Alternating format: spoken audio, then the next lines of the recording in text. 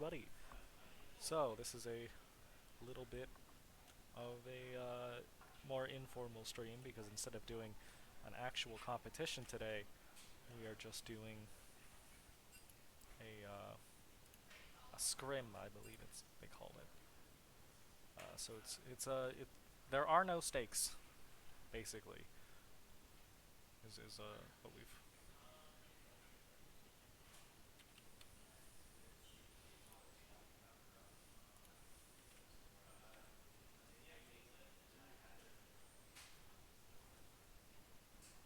All right, sorry.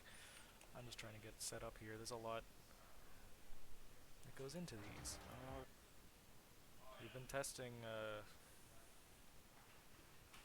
something special that might appear on this channel in the future. I can't say for sure. But you know, if we get permission, then that'll work. Alright, so people are just talking about the draft tool we're using in the chat there. Well, of course, no one is really ready. Neither team is here in full. So we're gonna go through my shop, I guess. So this is, I think, one of the best Kale skins. I haven't seen what they did to, well, I've seen other people playing with Aetherwing after the rework, and it doesn't look as good as it used to. Just say that. Of course, the Arcana skins are just very good on their own. No bones about it. Frozen Prince Mundo, the only Mundo skin I don't own. Pulsefire Fiora, not as good as Soaring Sword in my opinion, but, you know, that's just how it goes. And a Varus skin that I will never buy in my entire life. With the absolute least, lowest possible discount. At least they aren't tempting me.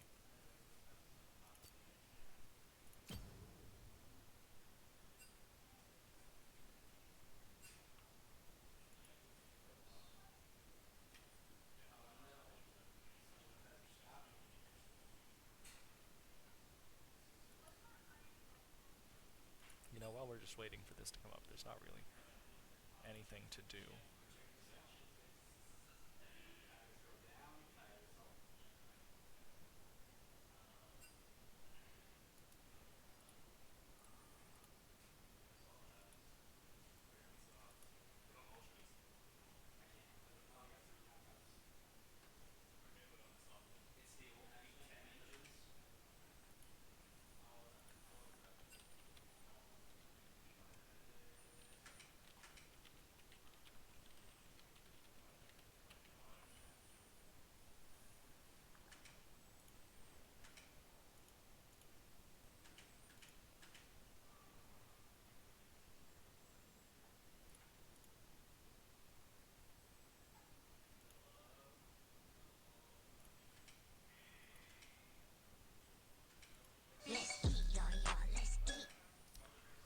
Okay, well, you're gonna get an echo there in a second. Like I said, there's not really stakes, so the conversation there is talking about just like doing the draft before people show up. Of course, that's fine because this is not a competition game. I'm supposed to make that very clear. This is not a competition game. We are not competing right now in either of the competitions that our team is usually in. Basically,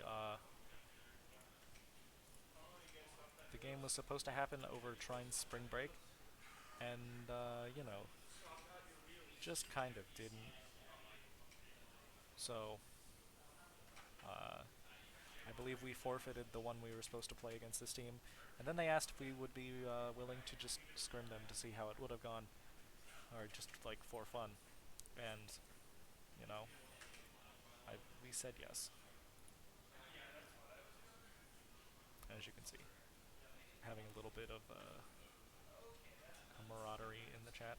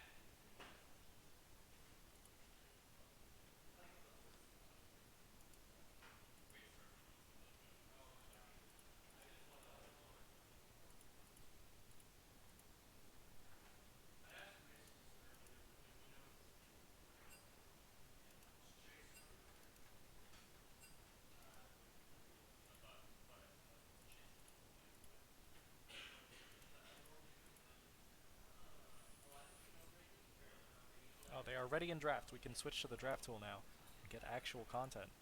Let's go. 6 viewers. Wow, we are off to a rocketing start as we wait for Trine to get ready in the draft tool.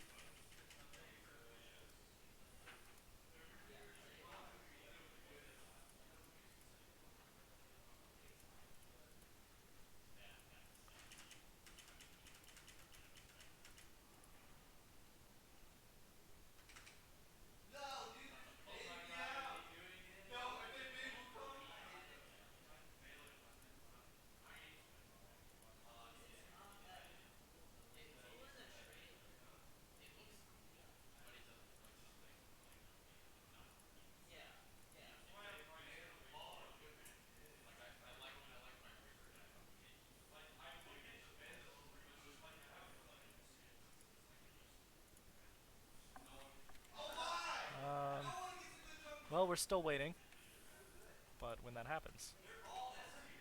Oh, here we are. Let's go. Okay, so between the two teams, they have banned 4 junglers. And Trine is banning Anivia and Caitlyn. They're both very strong right now, so, nothing unsurprising. And our jungler is very mad that they picked the Sejuani and banned all of his characters. I'm not sure he's able to play this game, to be totally honest. So that'll be interesting to watch.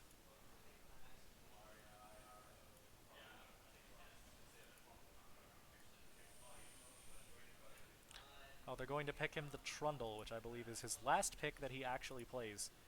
That isn't banned yet. So congratulations to him. He's not allowed to pick other characters, just Trundle.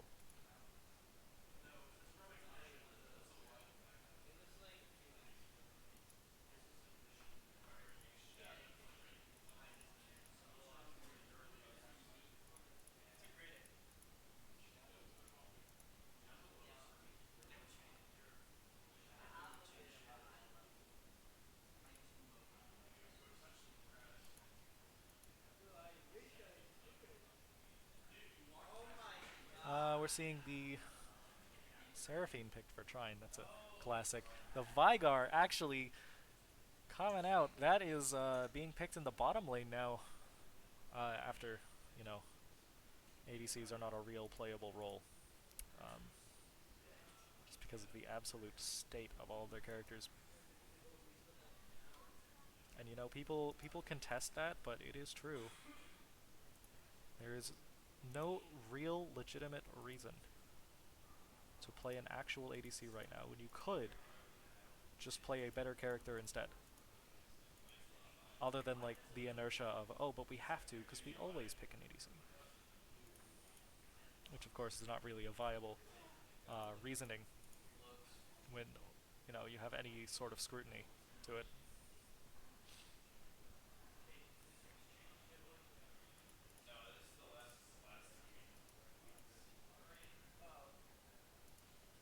And in these competitive games, of course, it gets the scrutiny. We've seen the Lux come out for Trine, probably their other bottom laner, and then we see the Senna come out for UL. The only marksman that's playable right now, and that's just because it's designed to be played as a support. I mean, you know, I can't talk too badly about ADC as a role because people do still enjoy it. I still enjoy it. But on the other hand, you know, it just feels so bad to play. Uh, it has autofill protection now, which is something that used to only happen to support. So that should tell you, if you know anything about League, that should tell you the relative popularity of the role at the moment. I mean, regardless of anything else, it's really a damning factor there. Okay, we're seeing the Olaf and the Aurelian Soul bans from Trine. Both very strong right now. U of L banning Kled just so Trine can't have it. Not traditionally a strong pick, but again, Trine plays a lot of it. Kind of mention that every week when it either gets banned or gets picked. And U of L's last ban is going to be...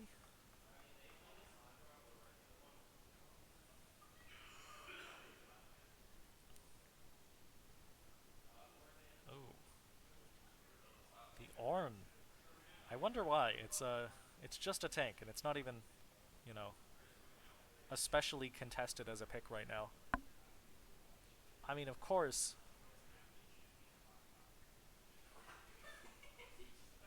tanks are just generally always good. But on the other hand, why would you ban that over something like, I don't know, Fiora? What's in the meta right now, even?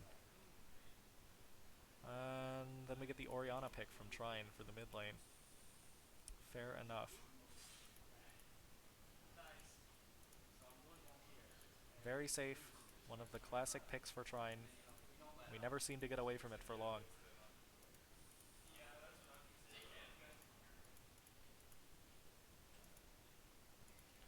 Hopefully one day they have to pick something dangerous and exciting. Like, you know, Zed, just for example.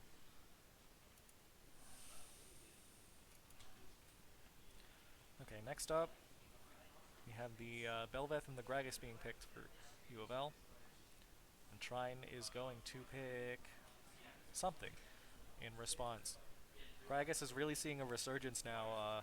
He went from just being like a meme character that nobody picks to an actual real champion. So congratulations to the one person out there somewhere who is really invested in getting to play Gragas, because this one goes out to you.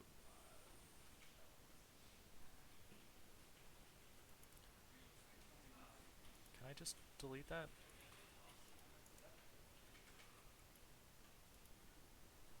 Okay. Well, we're just gonna have a spam bot in chat now, I guess. That's exciting. I remember at one point we were able to delete that, but I guess not anymore.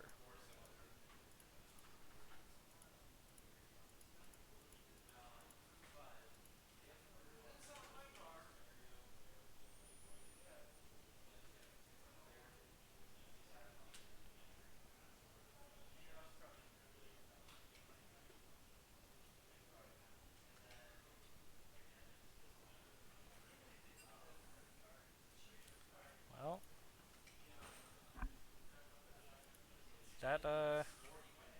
that's the draft.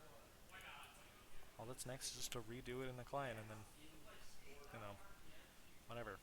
What's really interesting is normally in these sort of lower stakes games, players don't bother with the draft tool, but I guess, you know, both teams agreed that it would still be important to have, so we have to deal with it.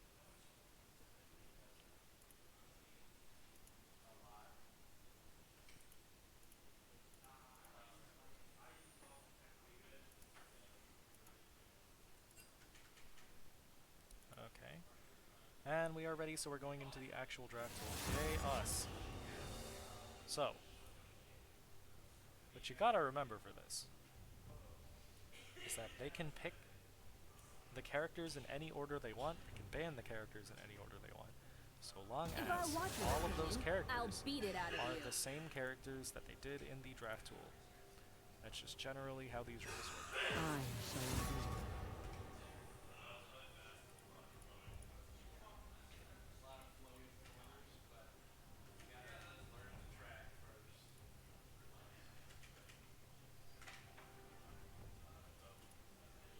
Who dares defy my will?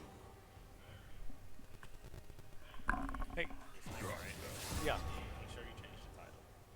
Title's been the same for a while. I did change the title, didn't I? Who questions my ability? Okay, thank you, because every time, like, you guys have me. Shall I turn in my badge and rifle as well? I don't think so.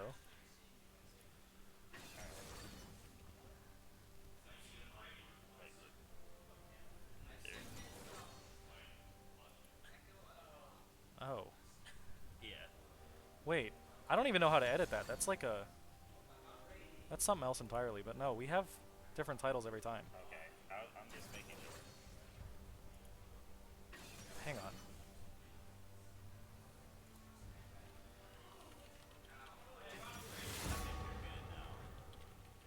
But, like, I guess, like, before, like, did you do it before you, like, start streaming? Yeah. Okay. So... I don't know, it's weird, because I've been getting the same, like, title every single time. I think that's just the stream alert, but I don't know how to change that.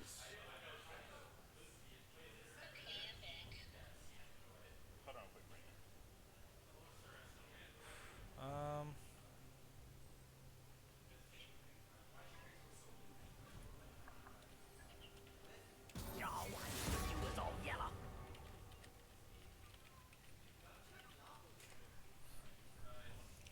Go live notifications. Can you possibly change it, like, Tragic. .tv, whatever? Yeah, maybe. I mean, it's not a big deal now, but I guess, like, next time you can. Yeah, we should probably figure it out at some point. Okay. Oh. This computer's not even logged in. Why does it make you log in? I don't... Oh, it's just not logged in.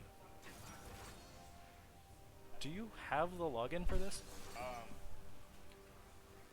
Just Trine esports. I think it's TU esports 2023 exclamation mark.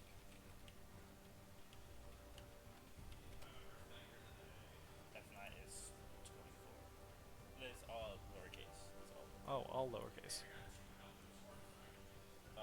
Check 24. 24. Oh. I always.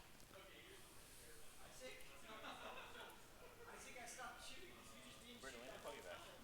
I'm an idiot.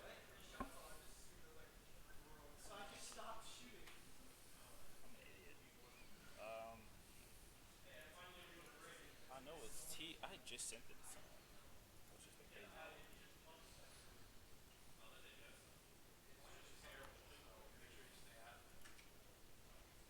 Alright.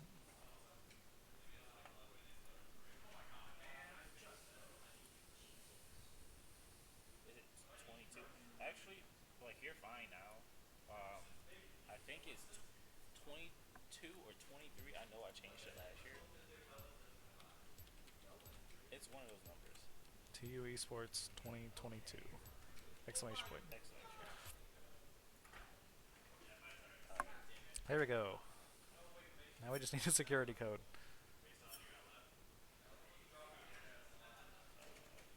To E someone? At Trine.ed? 164. Oh. 164. So you can probably, like, just do it through, like, the stream manager and stuff like that. Okay. Whatever. Yeah. This is where that is.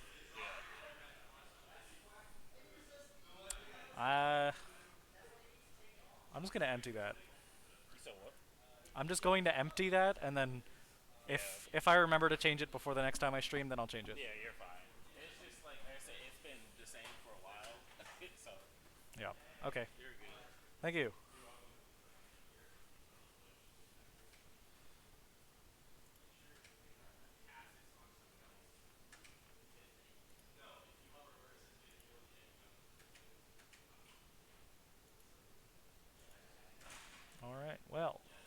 Now I can delete that message. Let's go.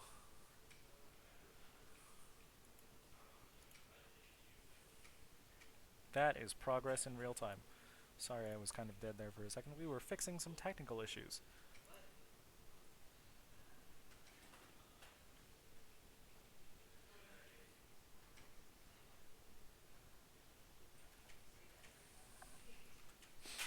Alright, well, for anybody who doesn't know what's going on right now, we need to wait for the 3-minute spectator delay so that I don't incidentally help anybody on my team cheat, or whatever this is supposed to be for, which means that eventually we will get into the game and things will be happening in the game.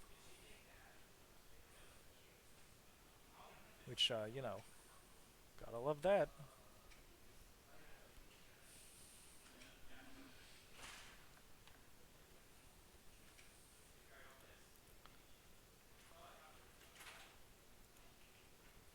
Okay. So, far as matchups go, it looks like we're running the Graves top into the Gragas. That's gonna be weird to watch. Same with Belveth and Trundle. Belveth, I think, is just a better Trundle, actually, so that's gonna be fun. For Trine later on in the game, the Sejuani went mid into the Orianna, which is, I think, a bad matchup for Sejuani, but who can really say? In the bottom lane, Vigar Senna versus Seraphine Lux. I did say Vigar is being played in the bot lane now, and, you know, it's true. The problem is that Vigar, in fact, did not go into the bot lane as soon as, like, 2 weeks ago. So I don't actually know what the game plan looks like for that. And the Seraphine Lux is... They've picked it before, but, you know, I don't think ever in a game that I was actively watching. So who knows how that's going to work out. Truly, an exciting game all around. Okay. Let me just get the actual game up here. And hopefully we don't crash.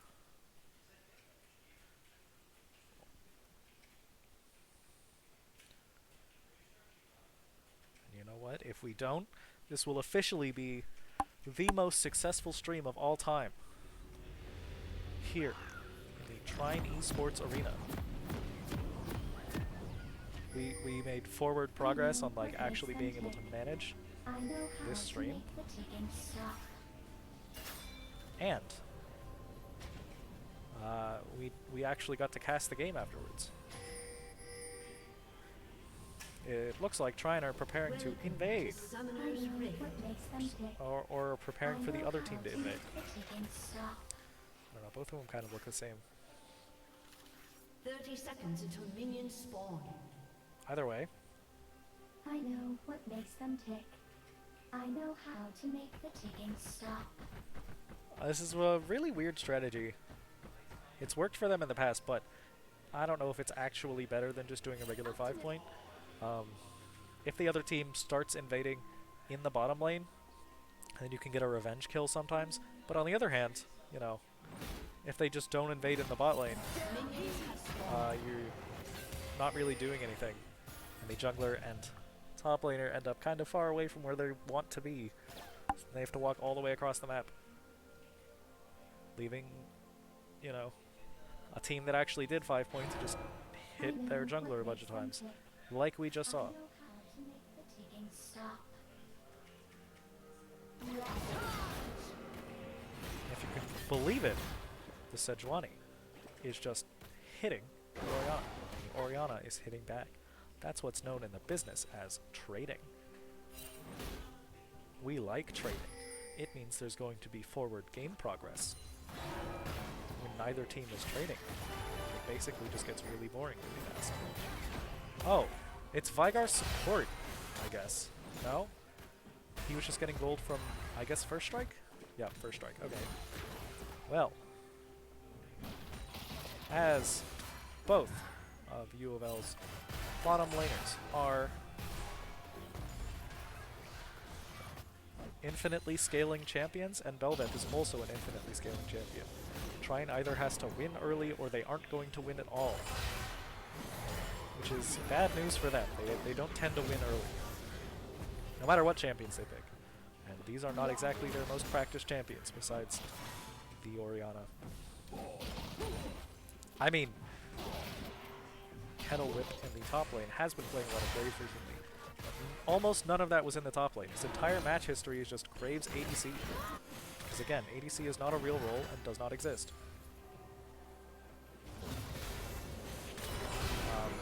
Which like partially translates into how it's played top lane. On the other hand, you know, partially is not 100%. It's more like basic champion mechanics and like actual like pressure and actual knowledge. Although any experience is better than no experience, which is what I think Trine has against Seraphine Vygar. Who has played against him? Nope, not even Seraphine Vygar. Senna Vygar.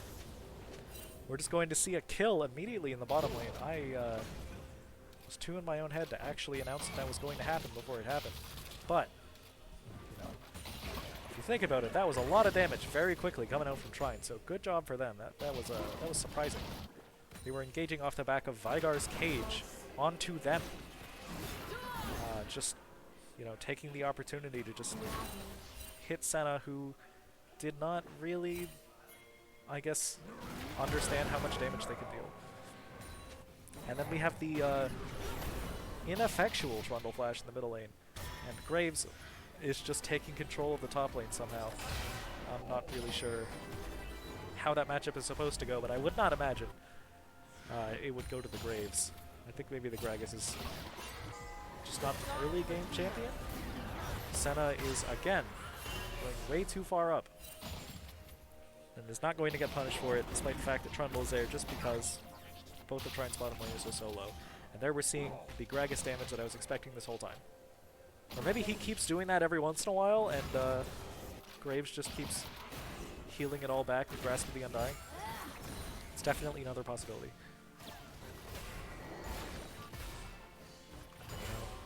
Yeah, that would make a lot of sense. Vygar in the bottom lane, missing CS. This is so sad for him that the directed camera cut to that just so we could watch him miss. Not what you want to see if you're that guy. Snaddle Rake. It's like a rattlesnake. Sejuani ganking top lane, except she's level 5 and not level 6. Is that going to mean anything? Yes. They do not manage to get the kill on Graves. If she had ult, that definitely would have been free. It looks like Gragas is deciding to play up now. And then back. Forcing Graves to teleport back into lane in order to stop that wave from destroying his tower platings. As Trine takes a completely uncontested dragon because Vygar Senna can't really do things early, I guess. Just by looking at how this is going.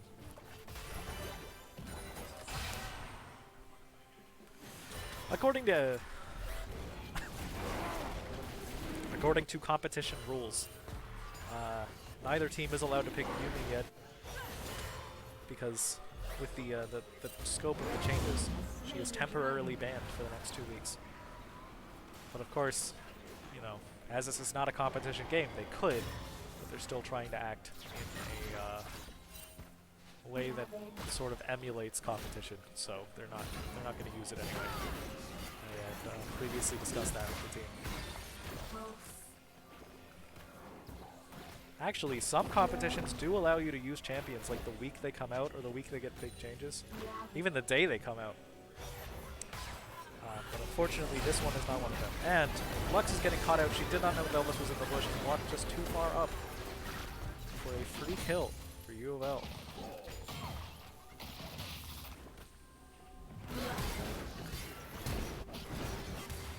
And in the middle lane, just a devastating Sejuani ult miss. It could have so easily turned into a kill. And yet.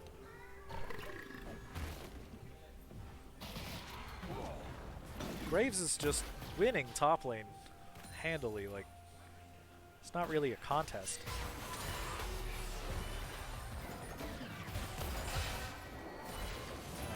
U of L's infinitely scaling team comp is definitely going to prove to be too much. Because Trine is not winning the early game nearly as much as they need to. They only have a 200 gold lead. It's equal in kills right now, despite the fact that this is the weakest anyone on Louisville's team will be in this game.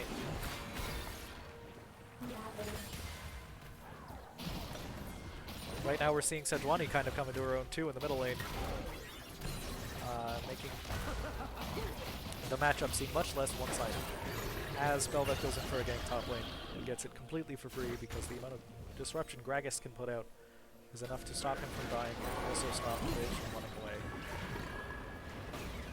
We're having Trundle, he's trying to do something top, but without flash, Bel'Veth can just kind of dash out.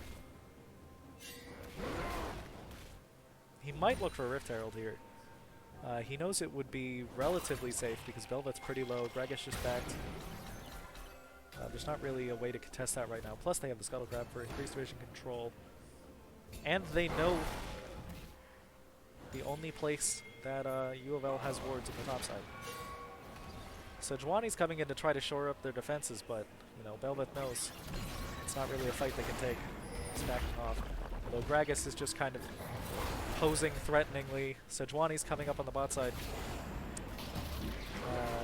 To Orianna coming up even. That's gonna be a 4-on-4 here in a minute with Lux up as well. As Trundle just solos the Rift Herald anyway, completely ignoring everything going on around him. And Trine scares off the rest of the team.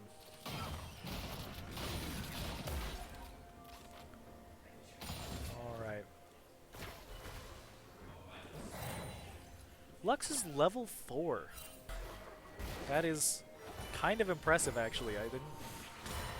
That's a experience deficit if I've ever seen it. Now she's getting caught out too with the Sejuani ult. Oh, actually, the Orianna ult and the snare are not enough to kill Bel'Veth, but it looked like it could for a moment.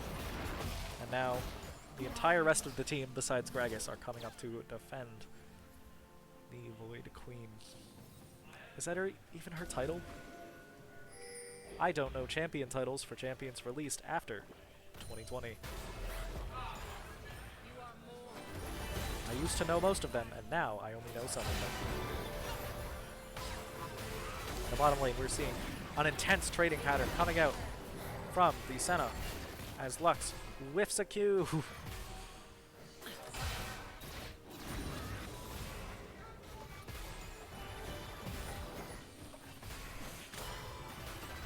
And let's pull up objective timers as well, because we like having specific times that dragons are going to come up. Of course, in the actual game, you can see this just by pressing tab. Although here, tab does not do that. It just pulls up this bar on the bottom. There are 26 seconds until the next dragon spawns. Bel'Veth, as a champion, just really likes to take objectives, or epic monsters. So, you know, we're gonna probably see this one much more contested than the other one was, especially if U of L get in position early. Oh, actually, the Senna almost getting caught out by the Seraphine ult. I believe that just barely missed. And she managed to get out. Trundle's trying to find something here, but he just can't. He has been doing almost nothing with lanes this game in comparison to Bel'Veth's many successful ganks. But then again, Trundle's success is really coming from... Oh, in the top lane we're going to see Graves get solo killed by Gragas here in a second, I believe. Yup. He has no cooldowns, he has no mana cost, he just does damage for free, and he has free healing on top of it. As I was saying, yes, Trundle is really dominating the objective control game, as Trine has gotten both of the jungle monsters, epic monsters so far. So we'll have to see which one lets each team fight better this early, because, you know. Oh, actually, Trundle's just going to get caught out in the middle of 4 people here. He tries to ult and get out, but yup, he fails to flash over the wall. The random Senna W managed to just barely catch out the Lux. Senna actually being caught out in return, she's going to take a chunk of damage and not die. But of course, now U of L can take the dragon. Trine's jungle are gone. There's nothing they can do to stop them, really. Except maybe try a Lux ult to steal, except Lux is still level 5.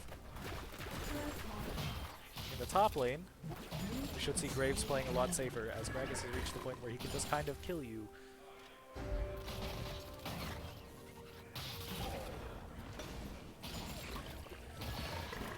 Genuinely a very stat check sort of matchup.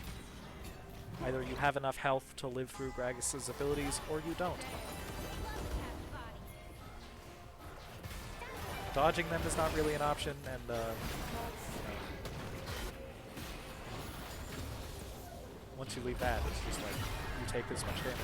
Orianna catches the Sejuani ult, manages to flash out and save her life. In the bottom lane, more failed Lux Qs. She's now trapped in a Vygar cage. She might die here if anyone can land any abilities. But I guess they can. Yup, look at that. Nobody can land even a single ability. And in the top lane, Graves is dead again, probably. Well, actually, Graves might have the upper hand now that he has a new quiver to complement his lifesteal item. Actually, the Gragas Flash, that's very aggressive. Oh, and he has the Belveth backing him up, so it makes sense. And in the middle lane, Orianna getting solo killed by Sejuani. This game is just kind of falling apart for Trine at the seams. And a reminder that 3 of the champions on Louisville's team have permanent scaling bonuses to how much damage they deal and how effectively they deal it. So that's going to be a problem later on for Trine.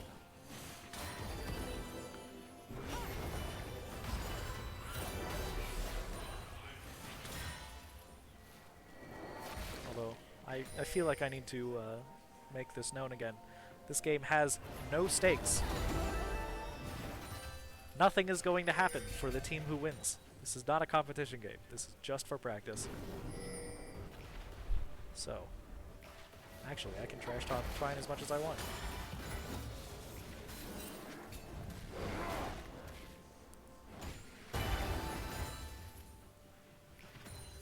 Our go live notification has been the same thing for like a year and a half. That's kind of crazy. I wonder who even set it to that, because I don't know that I would even know how to do that. Oh, actually, Vygar just getting wombo comboed by 2 ladies in the bottom lane, and he's not going to get out, but just barely. And he could have tried, or he tried to get a return kill on the Lux. That also just barely didn't work. Trine are really just being more lucky than anything at this point.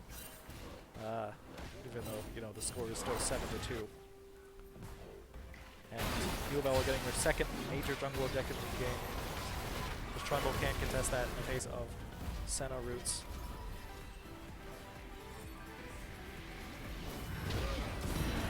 Oh, Gragas comes in and immediately gets a kill on the Lux. He's going to follow it up with a second kill on this Eric. That champion sucks to play against.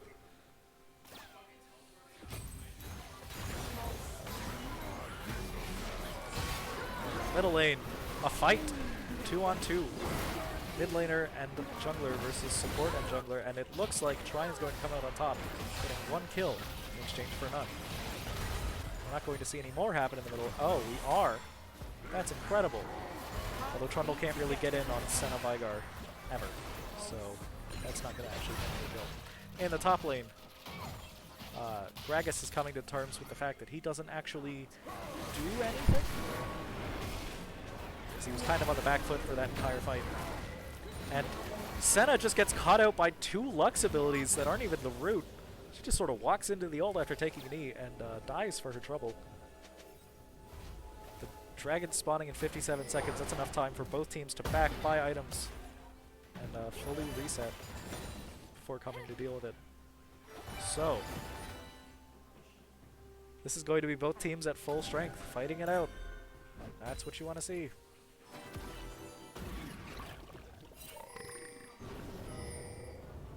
Well, I mean, full strength and air quotes. It looks like Graves is having absolutely no thoughts about coming down to deal with Dragon, and is instead going to push top to sort of split pressure across the map.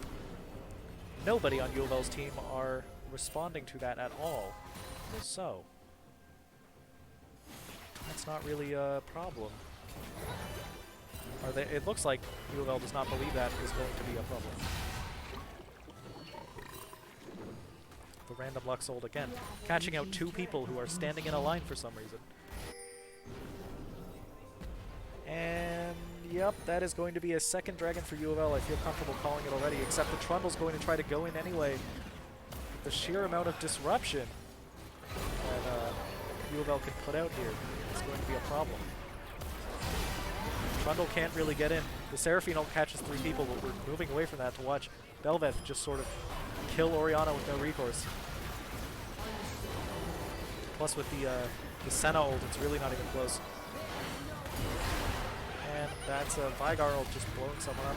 Combined with the Sejuani ult that was frankly unnecessary, but it looks like it doesn't matter. They're just going to absolutely clean up Trine's team as they lose a second tower in the top lane. It looks like Gragas and Senna are both backing to go deal with it. The dragon is forgotten for now, at least by Velvet. But, you know, they've got time to do it. Actually, oh yeah, Trine does not have any teleports, so they've got as much time as they want, practically. Especially if Velvet comes right now and finishes it off from half health. Score is 13-4. And yet somehow, U of L only have a 2,000 gold lead. I would have expected that lead to be much bigger with how this game has been going. Trine, as always, proving their farming is on point. They optimize how much gold they're getting from everywhere across the map, even as they each individually lose fights a bunch of times in a row.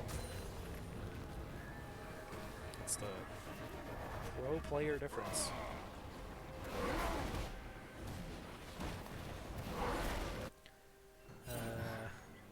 Well, I suppose all of the power on U of L's team is coming out of their top lane and jungle.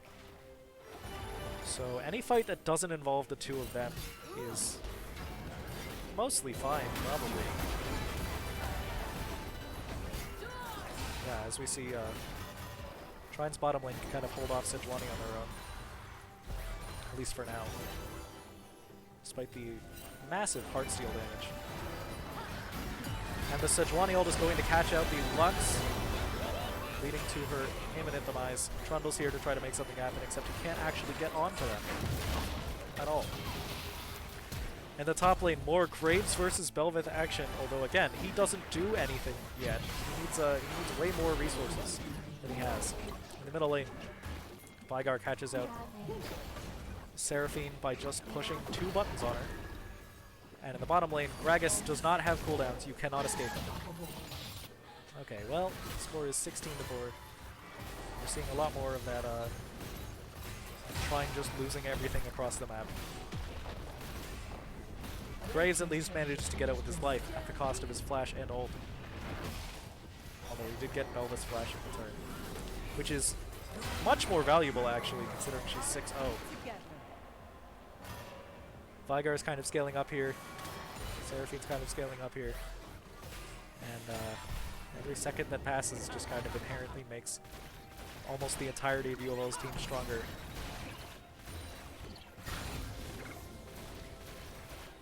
Even more than just like farming and passing time normally would.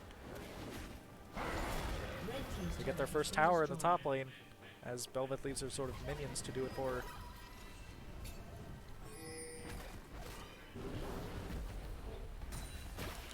It looks like Trine's trying to take a tower in the middle lane as revenge, but if they push up for that, I feel bad about their chances of survival. They are pinging it like they're looking for it. Oh, well, if it has that little health left, then yeah. That is solid. Graves is in the bottom lane looking for that tower. So, you know, Trine are taking a lot of towers, getting a lot of gold from minions. They're just not getting kills, which is too bad. Oh, too bad for them. I guess if you're a U of L fan, you would love to see this. Meanwhile, Gragas just doing the Gragas thing. Graves, of course, is too far behind to really do anything about it. Plus, he gets back up anyway. So, yeah.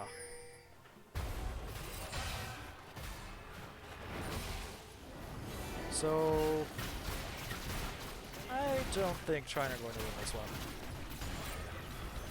And I don't think it's going to be close exactly, but definitely PhD will see that.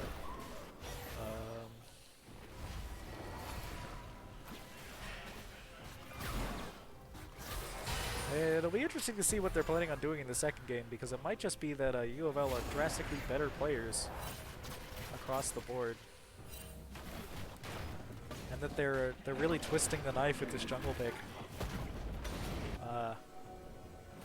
Project Chrono, Trine's jungler, has a small enough champion pool that you can just kind of ban him out of all of his useful ones, and he has to pick something like Trundle, which is a really bad pick into a comp that has as much peel as Sejuani, Veigar, Senna.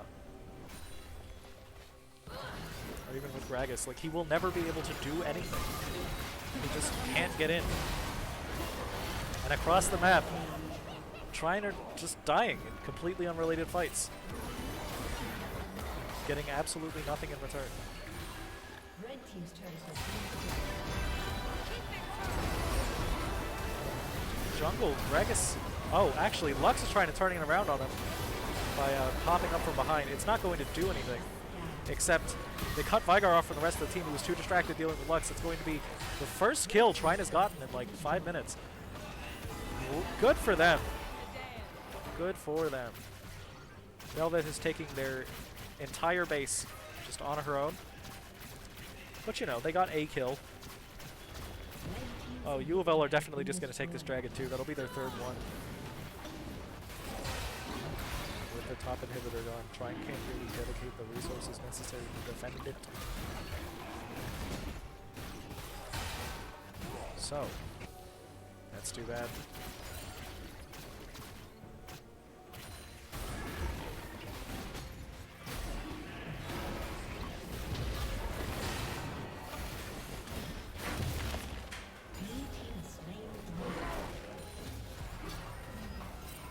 Well, it looks like Trine's trying to play around Baron at this point, but if U of L just decides to go for it and starts a fight over it, I'm not sure Trine wins that fight.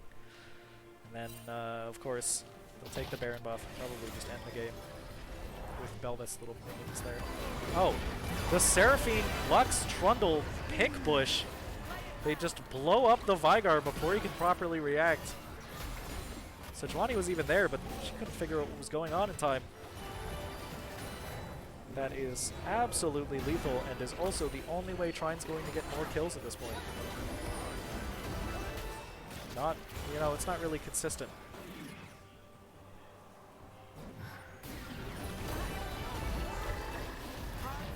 Well, I guess if you do stuff like that, it's like random skill shots on the walls that take people out, and they aren't the tanks, then you might get more kills. But they are... How are they 14 kills down and only 4,500 gold behind? It was absolutely disturbing. I don't even know what Trine are doing to get that to happen. Just... They've taken less towers, less dragons. It's 1 and 1 Rift Herald. Where is the gold difference coming from? The farm scores are fairly similar. Sejuani trying to catch out the Orianna, except she manages to just run out. The Seraphine catches out the Senna, actually. That's going to be a kill for Trine. Now Belveth has reached full power and is just kind of rolling the rest of the game. So, no, can't say I didn't see this coming, because I definitely did. Graves is trapped in the Veigar cage. He has to flash to get out. If he didn't, he would have just died. Meanwhile, Trine's whole base is just dying to minions. And it looks like U of L are just going to take this Baron and say, no, it's free.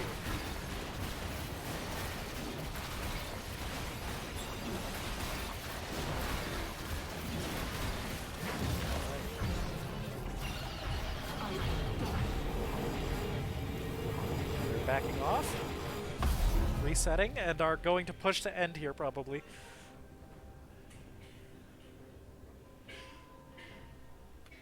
And we'll be going into game 2.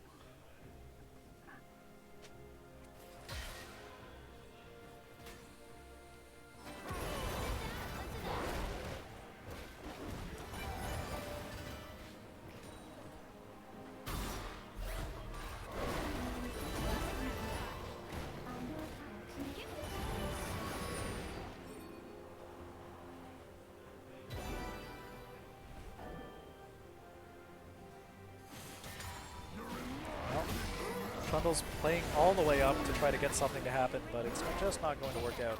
Meanwhile, Belveth is pressuring the entire bottom lane on her own. With Baron buff, she is an absolute monster at taking towers.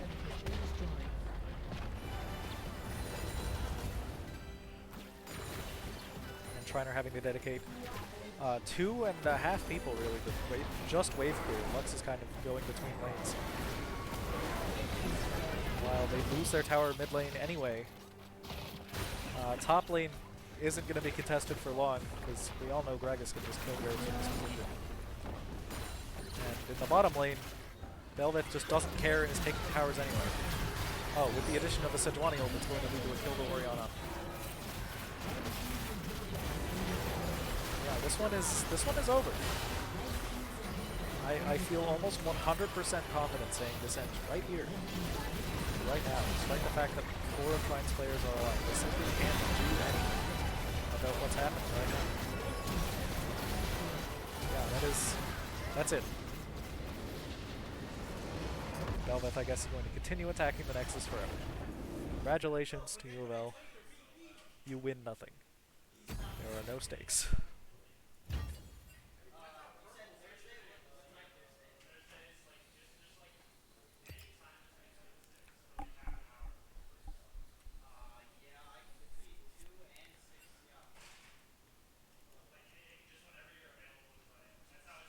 Okay.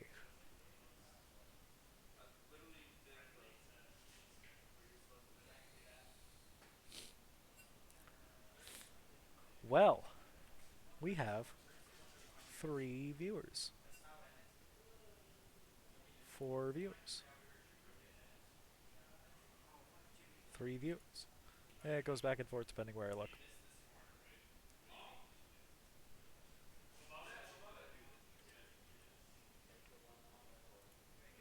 Getting another draft client.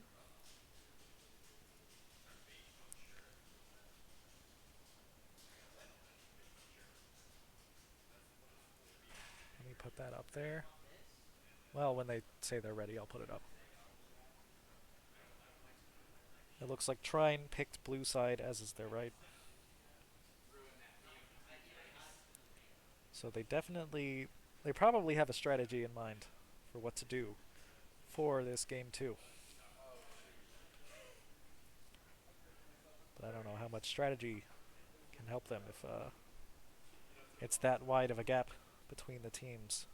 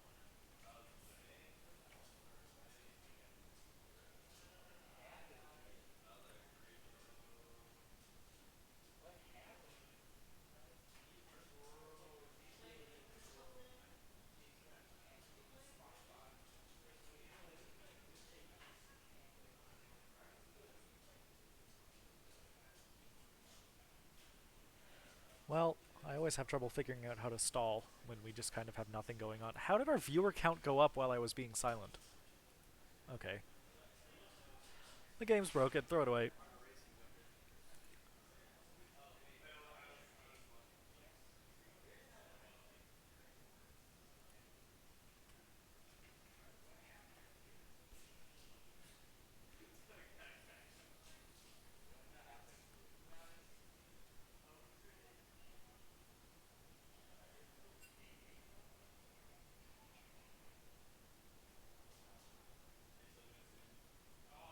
yes, they are going to switch top laners.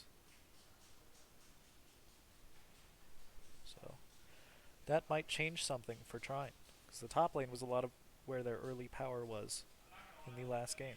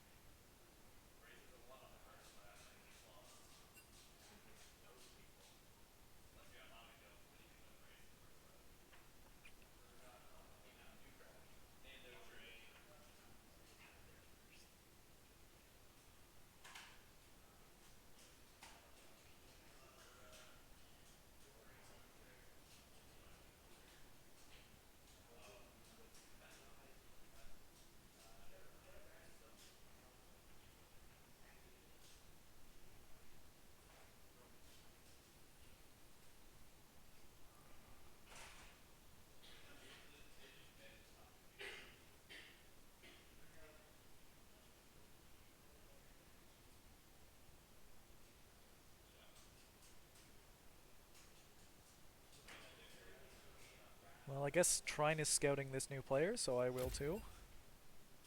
Because the other option is sitting here doing nothing.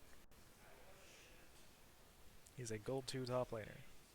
It looks like he likes to play Urgot, Malphite, Ornn, and a variety of other champions besides that, but those are his 3 top played.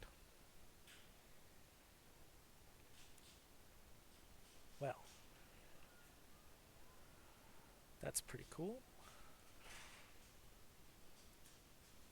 Maybe we see one of those picked. Those are all champions. Well, I mean, we see Ornn constantly, but I don't remember the last time we've seen Urgot on this stream. It could possibly be never.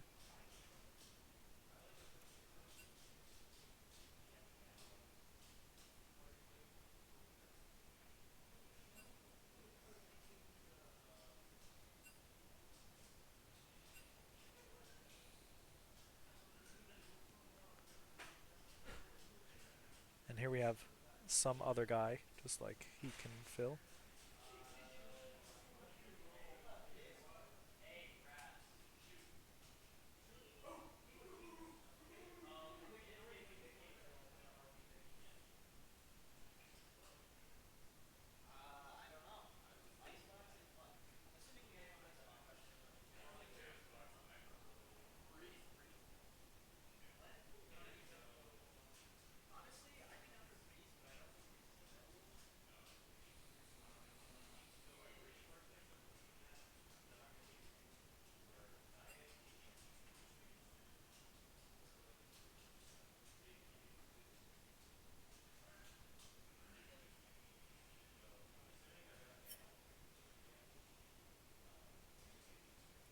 And that guy got kicked from the lobby, because I guess he's not actually part of U of L's team.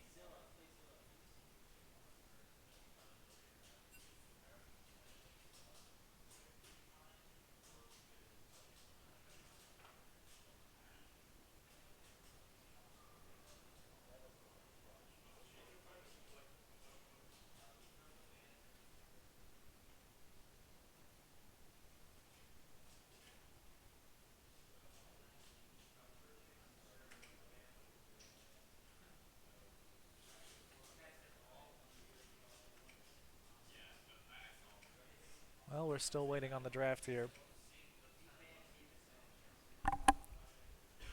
Should just be another moment.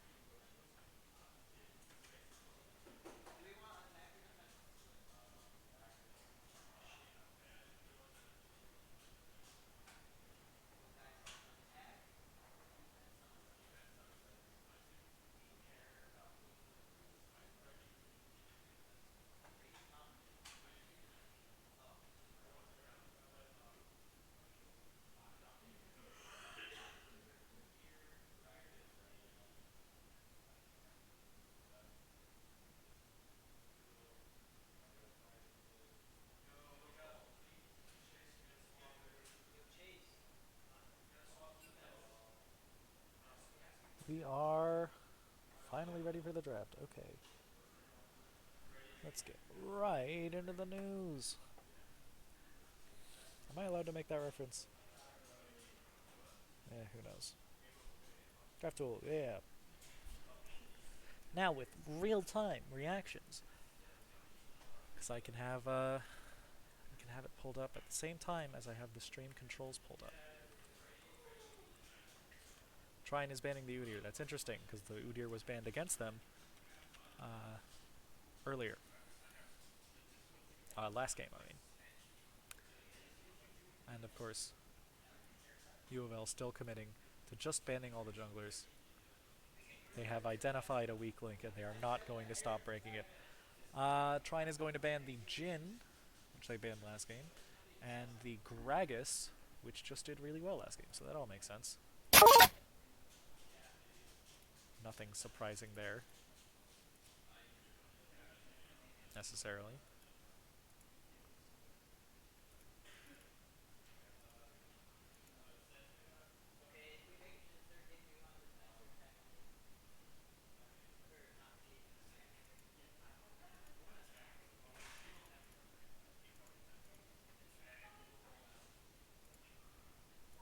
Alright.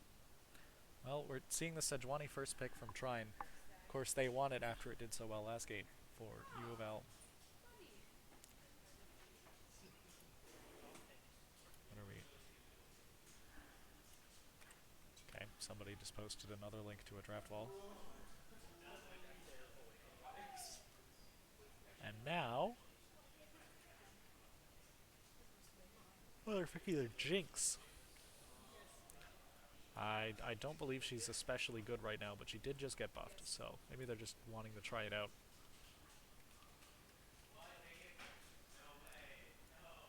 Oh, Trine decided to ban Anivia instead of Gragas and are immediately punished by having to play against the Gragas again. Who doesn't love that?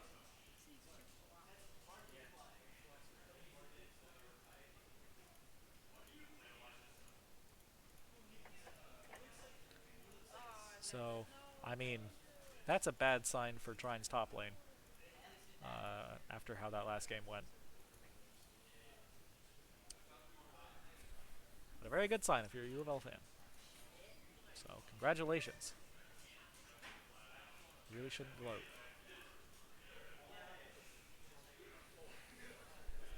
I'm just kidding.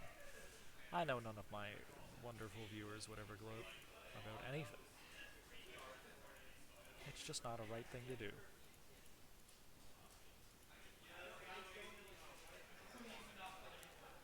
Some of you may be wondering, what the heck is he even talking about? And the answer is, no one knows, not even me. I'm kind of losing it.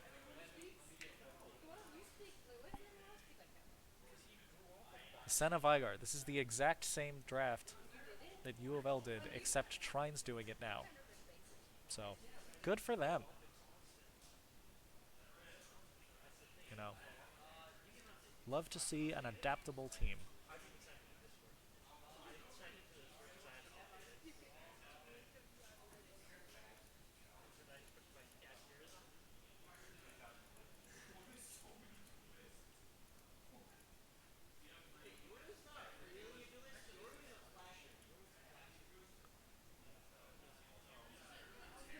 And we're seeing the Morgana pick from U of L. I think that's a counter pick to the Vygar. They already had this whole thing planned out. Then they're going to ban the Kled again, which is perfectly fair.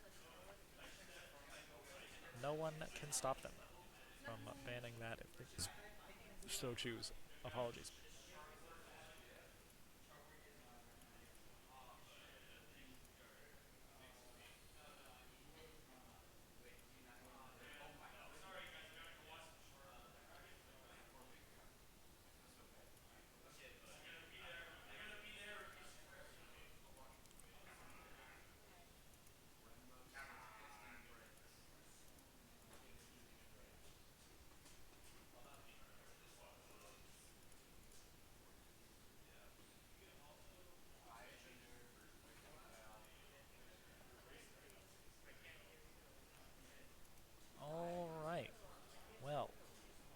next bans are Oriana from U of L. That's something Trine picked last game, totally fair.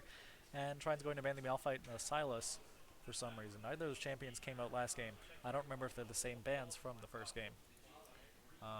If they are, makes sense. If they aren't, I'm not sure why they are deciding to ban those champions. Unless they're more scared of top end, or no. What is the Malphite ban for? I believe the Gragas is going to go top again. The Xin Zhao pick for the jungle. Maybe the Silas ban was for mid? They believe the Gragas will go mid and something else is happening? I'm not totally sure what Trine is thinking on this one. But no, I am not on varsity for a reason.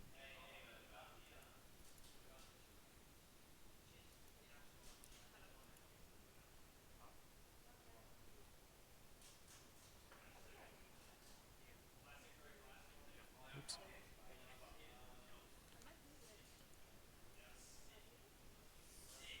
Trine's picking the Tom Kench. That's not a real champion. Hasn't been for like 4 seasons. It's probably going to be Tom Kench and Senna in the bottom lane, and they're moving Vigar in the mid lane as sort of a, you know, misdirection. And Trine are picking Olaf, sort of a generically strong champion, although not that good into Gragas. So if the Gragas is going top, they're going to have a problem with that.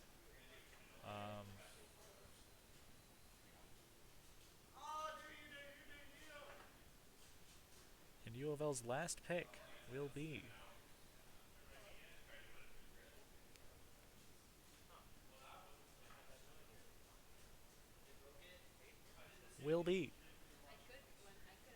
Aurelion Sol.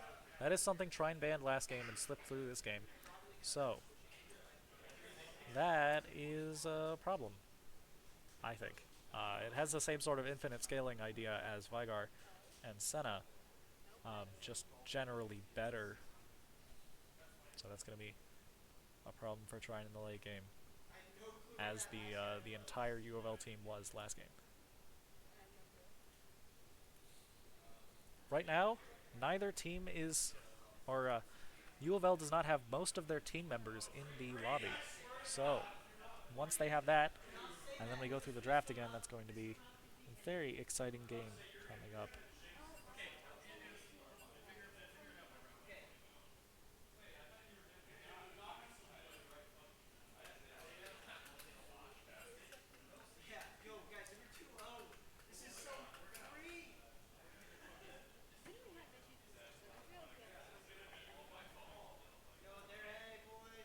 And we're still waiting. Well, whatever. I just gotta vamp.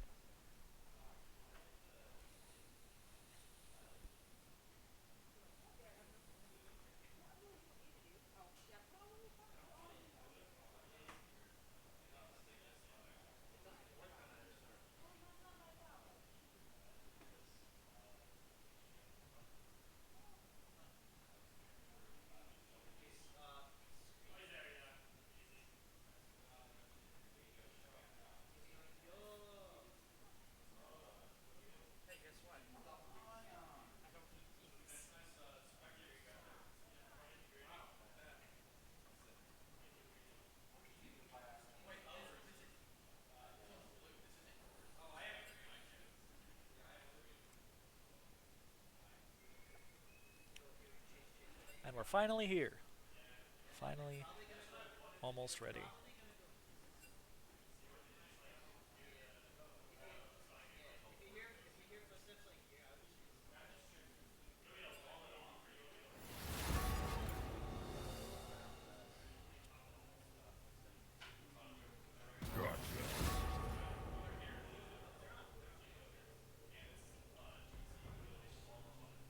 If I want your opinion, I'll beat it out of you.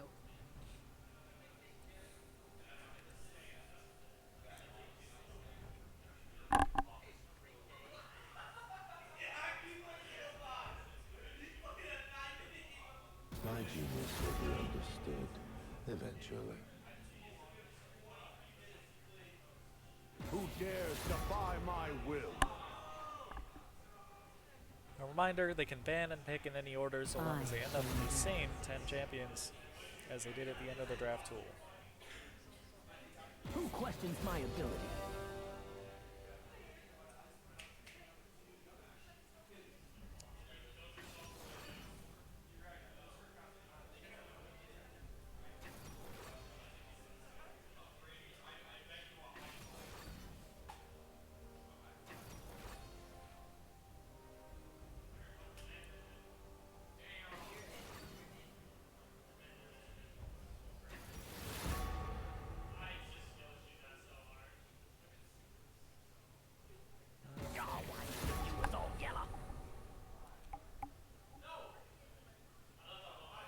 And a reminder that after this draft is done, we have another 3 minutes of just sitting here waiting for the spectator to play. Time I usually use to run matchups, but on the other hand, there's not really that much to talk about with matchups, because a lot of matchups kind of come down to whichever player is better. And I have a bad feeling about Trine in this series.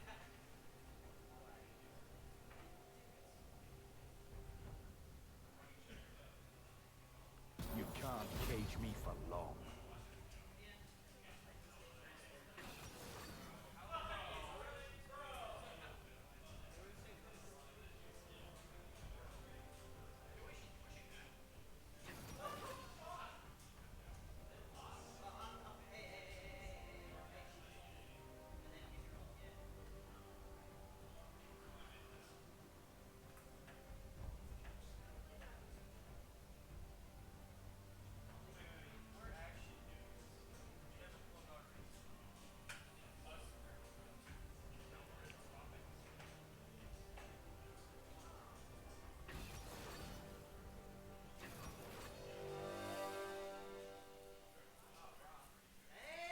Alright, well. 1 minute out from 3 minutes of waiting. Everybody get excited.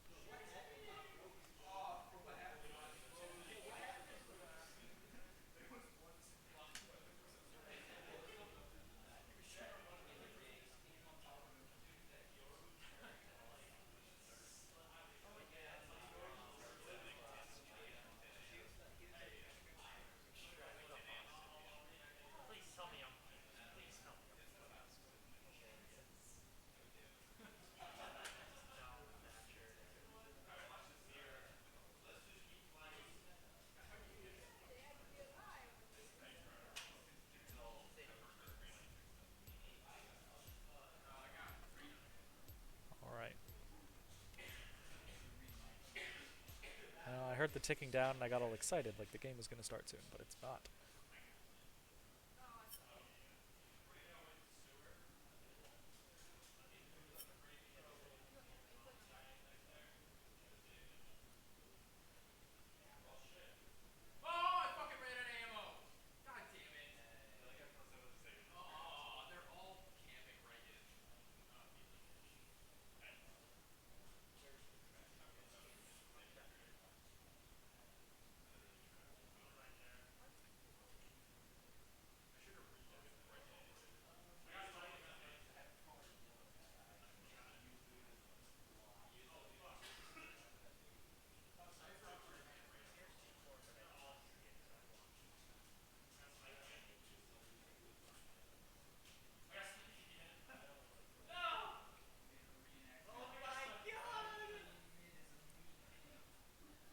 Top lane, I think Gragas wins this lane early and constantly. I'm not sure what Olaf does to him before 6.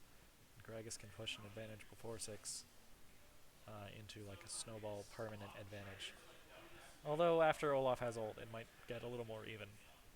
In the jungle, Sejuani is more impactful early than Xin Zhao, but Xin Zhao is of course much better at doing damage and carrying the game on his own. Veigar and Aurelion Sol are basically the same champion, except Aurelion Sol is better, just because he's a little overtuned right now. He has less hard crowd control though, which might mean something for Senna Tahm Kench to slip in and out of situations and to do damage. And then Senna and Tahm Kench versus Jinx and Morgana. Tahm Kench is not really a real pick right now, except with Senna. Even with Senna, I'm not sure he's good. But we'll see how it turns out. They probably lose into Jinx Morgana early, and anytime Morgana lands a Q before Tahm Kench has ult to get out of it, or even if his ult's just on cooldown, that probably will just turn into a free kill for Jinx, which is going to be a problem.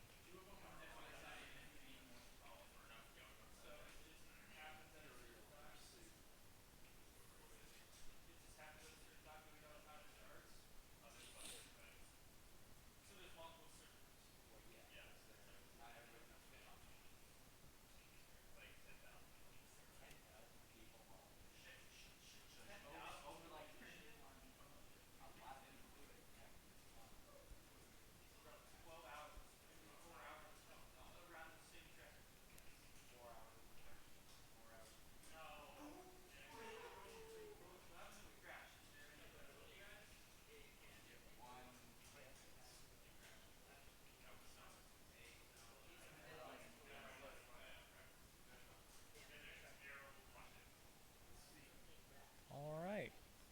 Well, progress. Getting into the game. The stream will be on a black screen for a moment as we wait for the game display to catch up. Game capture, I mean.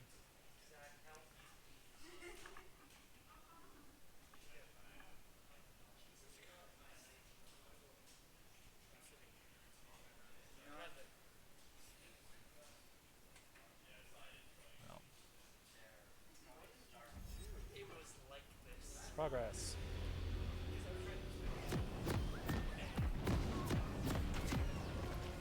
So in the Tahm Kench Senna lane, of course, Senna actually takes the support item, so that both players get gold, because Senna gets a lot of free gold from the passive. And combined with the support item, you can end up having 2 carries in the bottom lane, as much as Tahm Kench is a carry. It's really more of a just a full tank later on in the game. You deny the darkness in yourself. First rule of being a sentinel, 30 seconds until minion spawn. Second rule of being a sentinel.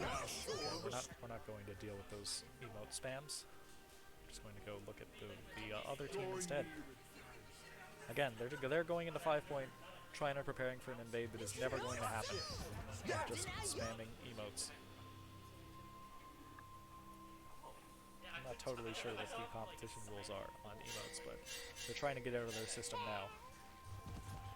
Of course, directed camera loves to look at the people who are pushing the most buttons and get as many people on screen as possible. So they're always going to be looking for the bottom lane here, or for Trine in the bottom lane.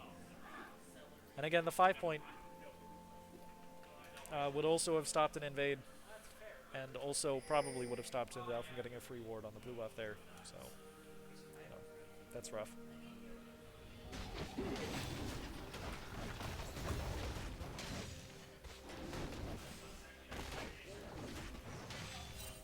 So what's really funny is that Trine didn't ban Gragas because Louisville switched top laners in between games.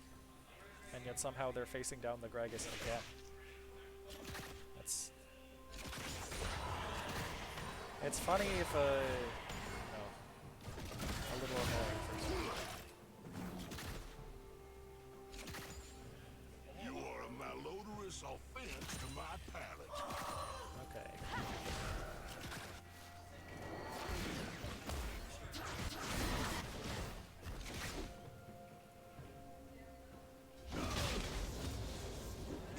So right now, Olaf is going in for it in the top lane, except of course, that doesn't really work against Olaf. He can just stun you and walk away. While also out-damaging you, practically. I mean, he's just a really good champion right now, especially with Phage. Vygar is taking full advantage of Aurelian's ult to stand still to turn out spirits by constantly roaming poke. Which is kind of the only advantage Vygar has in the matchup. Aurelian's ult needs to stand still to deal damage. Vygar is really good at punishing people who are standing still. Right now now it looks like Trine are trying to engage on the Morgana. Sejuani is here, even though she flashed, she won't be able to get out. We're going to see Senna looking for even more damage onto Jinx. As Olaf is shown the meaning of life by Gragas.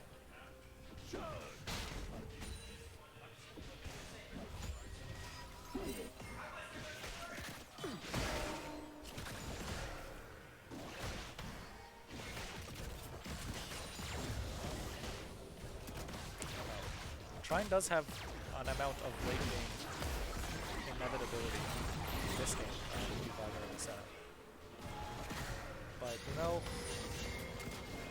if you're losing early into Aurelion Soul and Jinx, it doesn't really tend to get better, even though they don't have, you know, what's going. Trine does have a certain advantage in the long game, but you know. Long games are still not really perfect most of the time.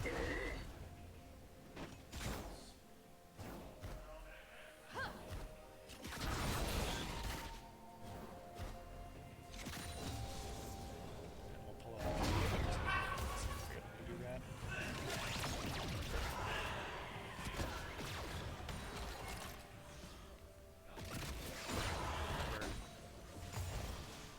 Any dragon that shows up as the first two dragons is guaranteed to not be the big one that changes the map and has that big permanent buff for the fourth dragon. So, it is not going to be Hemtech Soul this game.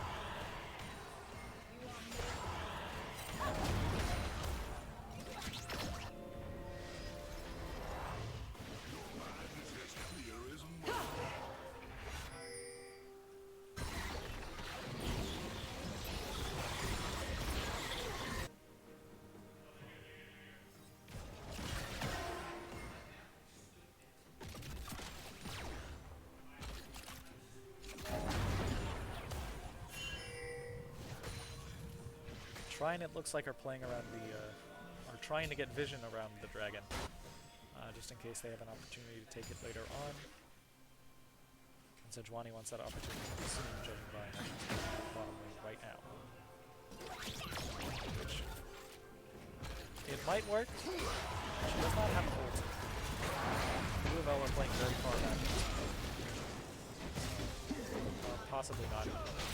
Gragas has ult, Olaf does not. This is the worst possible scenario for Olaf to be fighting in, and yet somehow he's just getting through. Or it's almost going to work. Gragas barely manages to get out with his passive healing. And Trine are facing 4 people in the bottom lane. Oh, Sintai gets a little bit too overzealous and flashes in. Sejuani's coming around to try to back him up, but can't really do much at this point. Again, in the face of the Morgana shield. So Sinzao gets out for free. But they're going to catch out Morgana, possibly, here in a moment. No, she's going to survive with barely any health. And Sejuani gets overzealous and dies as 2 of U of L's players survive on very low health. I really hate to see it as a Trine fan.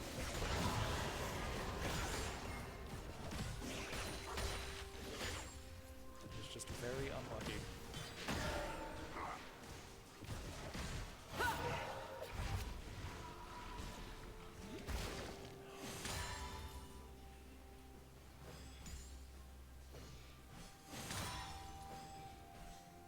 Vigar is, of course, having just a chill time. He cannot roam nearly as well as a low soul can. He's not even going to worry about it.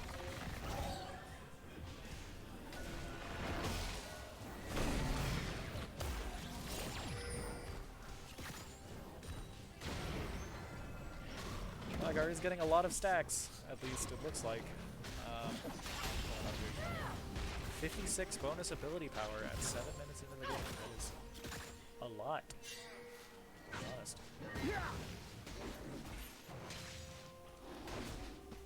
It's a appreciable amount of gold.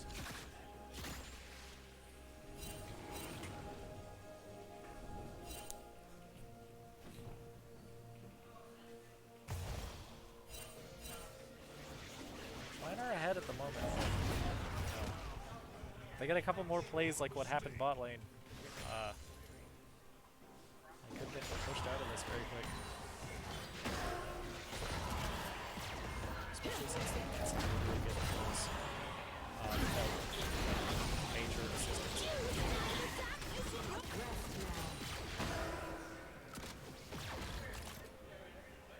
Sejuani's looking for something bot again, it's just not going to work. Does have ult now. Could change things. Again, Louisville are playing way too far back.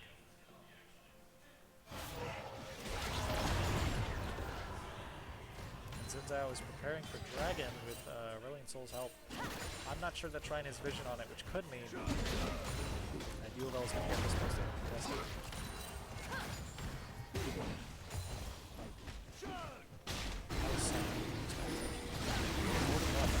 Oh, the Sejuani just comes in and steals the dragon at the last second. She might even get out here. Perhaps not. No, yes. The Jinx ult manages to finish her off. Though she was very close to getting out. She had 1 second less cooldown.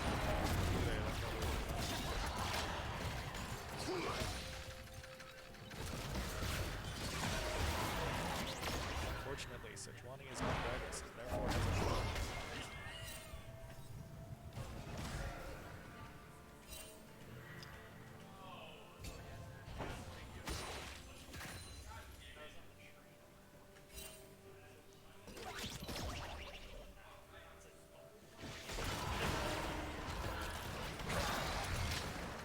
Trine are looking for something on Jinx, because Morgana is out of lane, but you know, they're not really on the same page, and the Senna's not going to follow up entirely.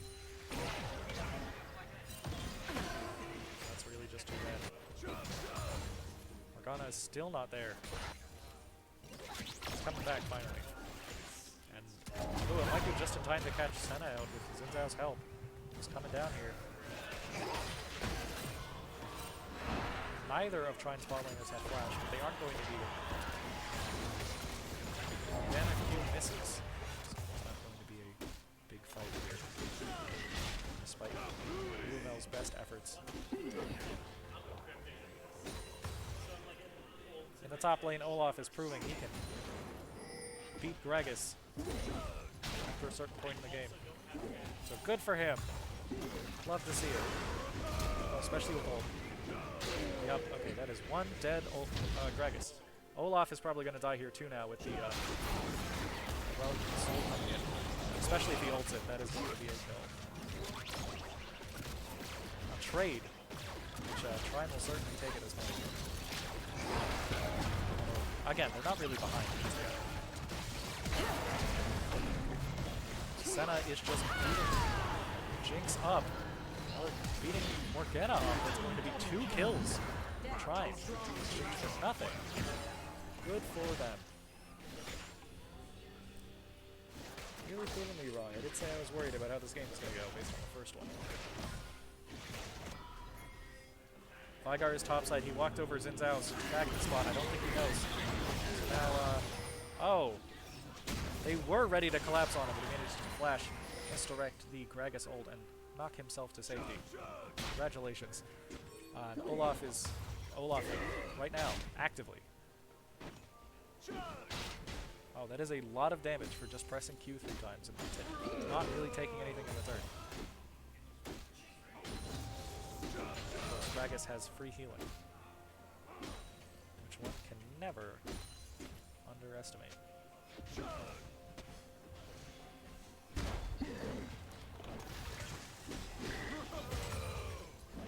Oh, Xin Zhao looks like coming in to deal with the Olaf.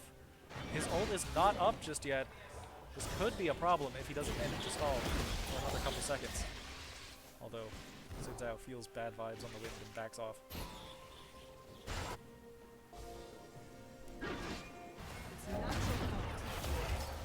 Aurelion Soul is kind of absolutely stomping the Vygar lane with a full mythic item, as Vygar is sitting on some random components. Sejuani is using Trine's epic monster advantage procured earlier this game to try to help take spawn tower, except of course it's not really going to work that way. When Dragon spawns in a minute, Trine will have the opportunity to get their second one, and hopefully make their lead a little more decisive.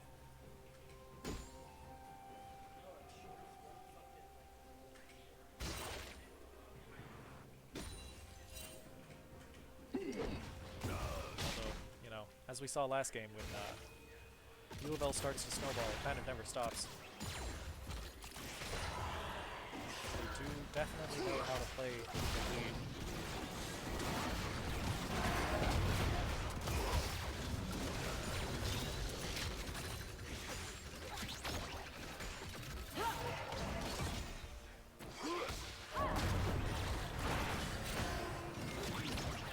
Trine is out poking Jinx and Morgana, but you know, Louisville's entire team are coming to back him up. Practically, besides the Gragas. And now Dragon is up. Sejuani's on it alone. Just in the area alone. As Louisville, it looks like, are planning on playing towards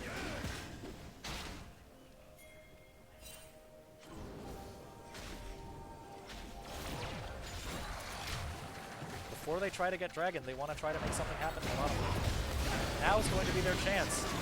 Jinx survives with 1 health. Morgana also survives. This is very reminiscent of a play from earlier. Vygar's not really there to back him up. Gragas is coming down and Olaf isn't. It looks like this is going to be Louisville's Dragon to take. Especially since Aurelion Sol still has his big ultimate. The empowered one, collecting a lot of Stardust. Which is a gigantic shockwave across the entire map. And just like a huge stun area. Trine in exchange, sending Olaf to take the first tower, it looks like it's going to be. Yeah, they're going to hit that. Unfortunately, he misses the Q, so this probably isn't going to turn into a kill for him. Oh, and his ult runs out. That's going to be a problem. Yep, with the Jinx ult. It's a swiftly dead Olaf. Just because he auto-attacked that minion there in the middle on accident and missed his Q. Unfortunate.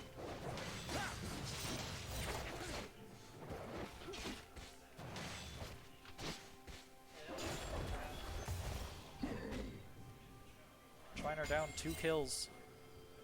Equal in Dragons, and somehow still up 2,000 gold. This is something I see a lot in their games, and I still don't really know how it works. That Trine, even when behind, ends up with a gold lead, or much closer in gold than they should be. Despite the fact that their CS numbers are not that much better than the other teams.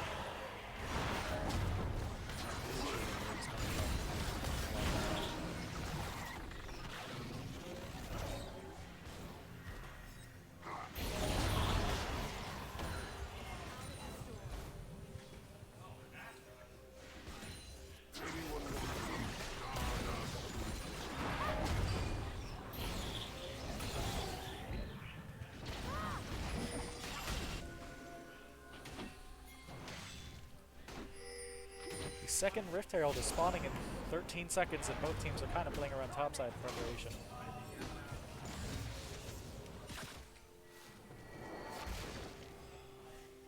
Trine probably can't fight for it if all of Louisville's teams are there. With Jinx's in bot lane, so that's not exactly a problem just yet.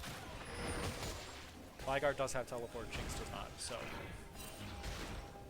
around this a lot more effectively, I believe.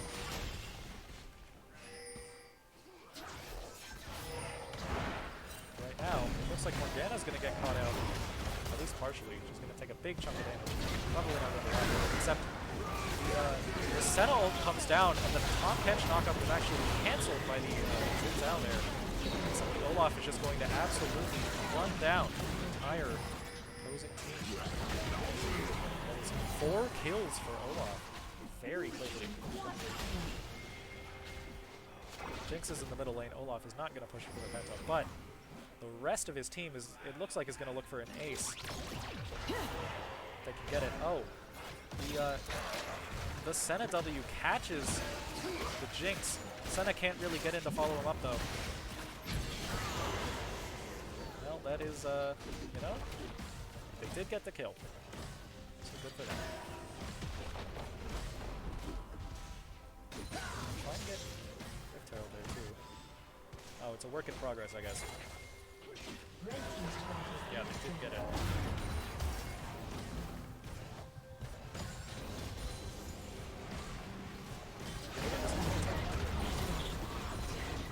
Completely for free.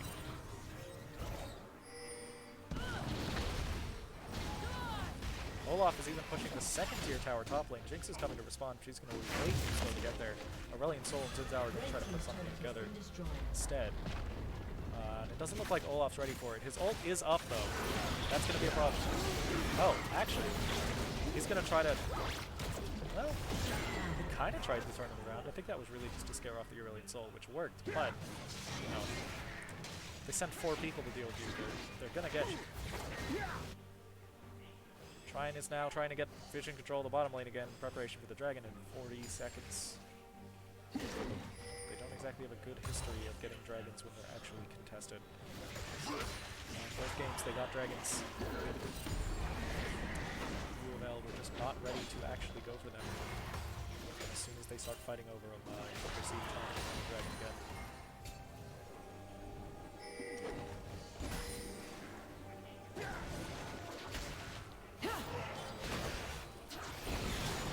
Turns out barely outranged the Senna W there, except...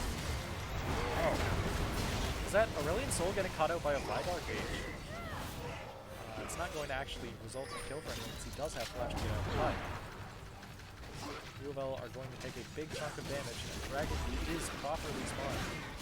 Trine could go for it right now. They're not going to. It looks like Sejuani's on it alone, which is definitely viable. None of UofL's team come to contest, and right now it doesn't look like they're going to. Senna. You deny your power! Oh, Morgana catches a big old catfish with this. It's not going to turn into a kill, except it does lead to Zinzao getting just a little bit caught out. He managed to flash to still survive. It's much closer than it definitely should have been. And now, yep, that is a double kill in the same attack for Olaf with that Ravenous Hydra there. Good stuff for Trine. They did get the dragon. Now they're going to get this middle tower here in a second, probably. Nobody's up contesting Gragas, though, so we will get the objective bounty on the tower. This game is much closer than the last one, that's for sure. Maybe Senna and Vydar just look really good right now, played together.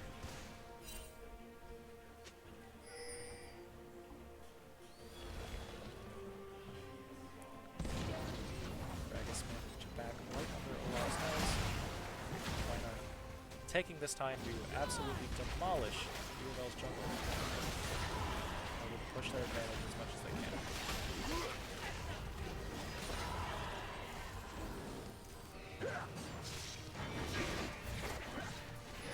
Olaf is again a little bit too far up, and it looks like UofL have noticed and are going to play around it again, except this time he's actually backing off. Good for him.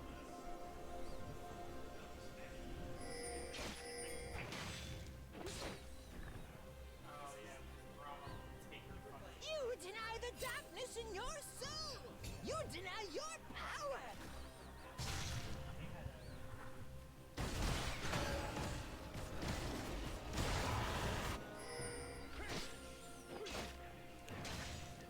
Well, Baron is the only objective worth fighting over at the moment, but, you know, neither team can realistically take Baron right now, so they're not going to try, which means we're not going to see a team fight over it just yet.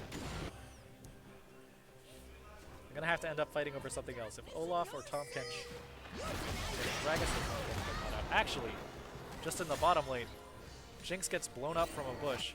This is what I'm saying. ADC is not really real right now. She took one skill shot and 1 point-and-click ability from your entire health bar. At no point does she have any real option to respond. Since, he started in the bush. You can't really dodge a skill shot you don't know is coming. Of course, you could say, like, she definitely shouldn't have walked up to that bush without vision, but on the other hand, there are many bushes on the map. You can't play around every single one. You only have so many wards, and you can only afford to use so many skill shots on nothing. Especially when you're Jinx and it costs 90 mana. It's like a 10-second cooldown. Well, that's just the... Sap is a much more lenient cooldown.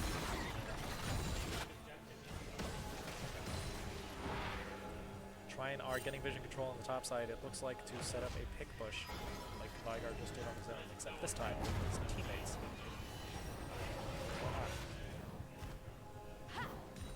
Well.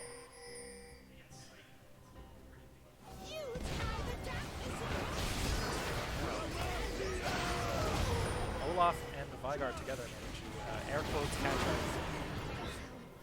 Sins out. It wasn't really catch out as much as just sort of run down. He didn't really step too far forward or anything, he just kind of died.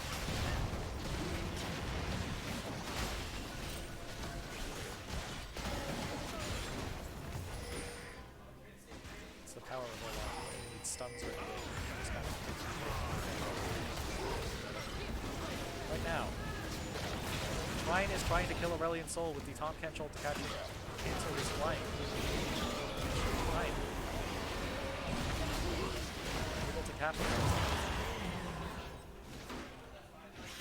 It is a 2. This fight ended up being 2 for nothing. Trine gets a Baron out of it, so good stuff. Dragon spawn for 30 seconds. I don't know if we even need that. Probably push to end at the moment. And it looks like that's exactly what they're planning on doing. Olaf has ult up again, which means that if anyone on Louisville's team gets too close, surprise. An axe-based surprise.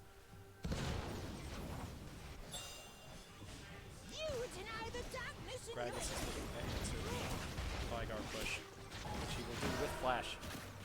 Right on his Flash response to get out. The Senna W just catches a Morgana there randomly.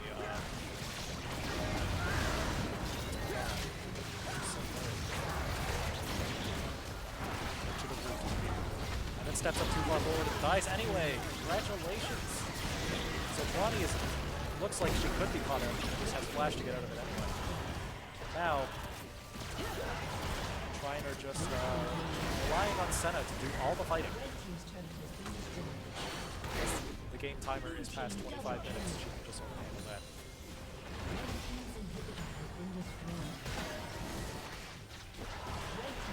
That's going to be all 3 inhibitors down.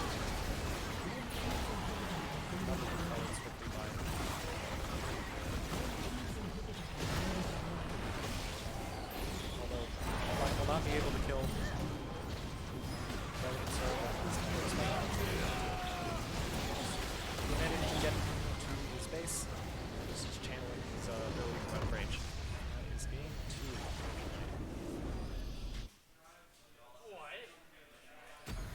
Well, let's get one more. What the fuck?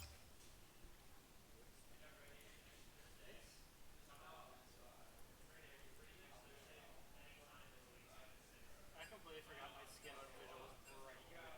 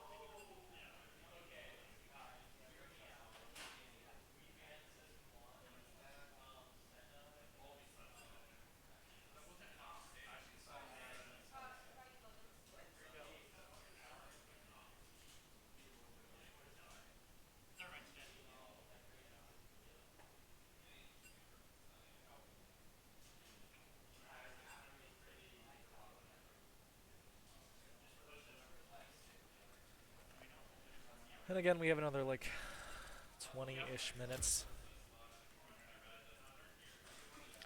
before the game even gets close to starting. So, sorry, I'll just wait here.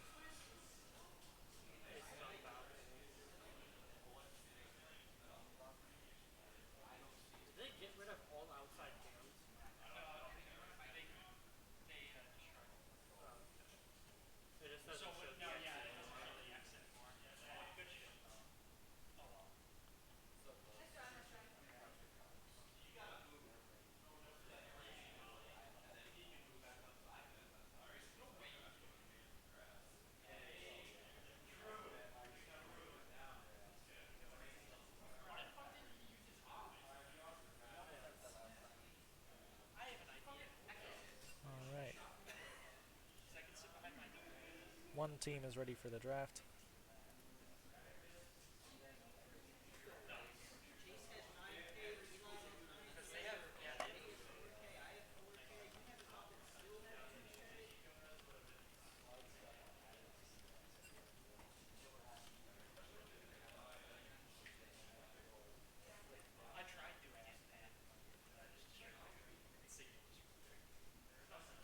Alright.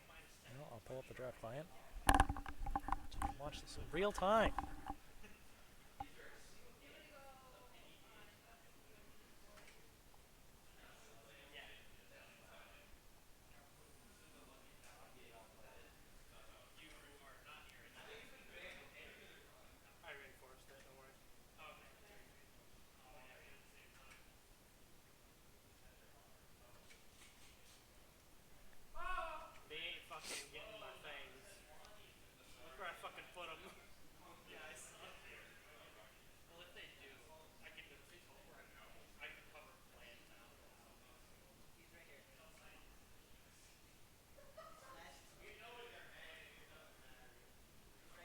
Alright. Well. It looks like there's still hotly contesting all of the jungle picks. And the Gragas finally catches a ban. Trine is just done with it.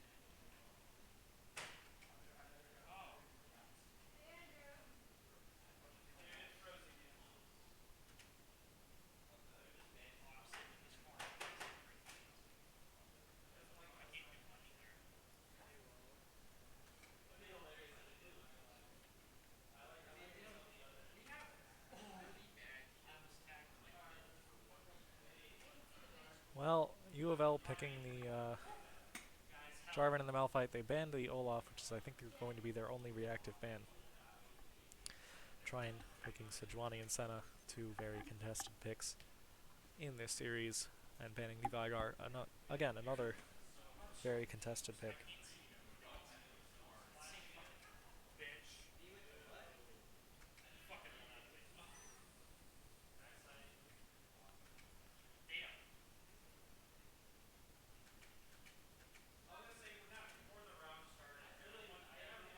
Zeros in fucking archives. Let's go. We have the Twitch pick from U of L. Trine's going to pick the Alawi here, I guess, which is crazy. Trine does not play Alawi.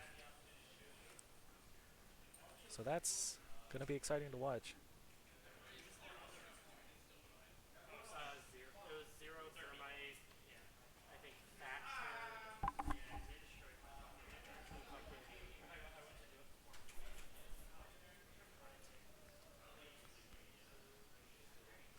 It doesn't help that I knew exactly where that fucking ace was gonna camp. I should have run Nitro. Because the dude runs nothing but sit behind that Osa shield and camp. So I was like, fuck it, I'm gonna throw it right there. Hold the Nitro the whole time.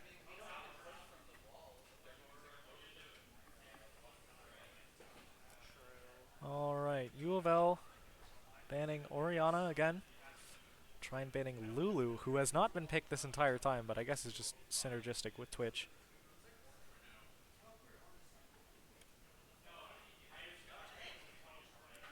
And Trine banning Anivia.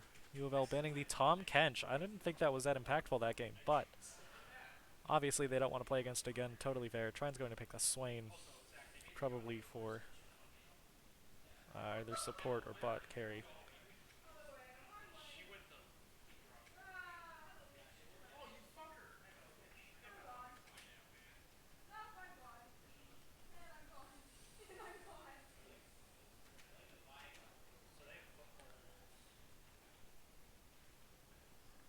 And U of L is going to respond in 30 seconds or less.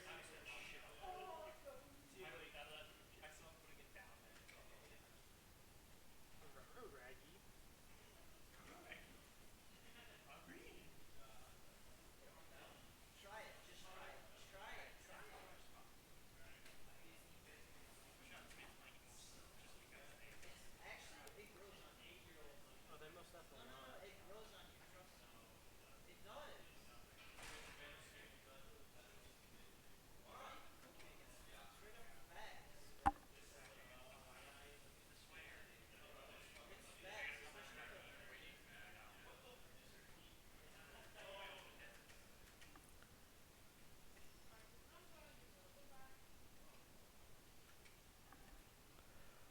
U of L are going to pick Lee Sin and Azir.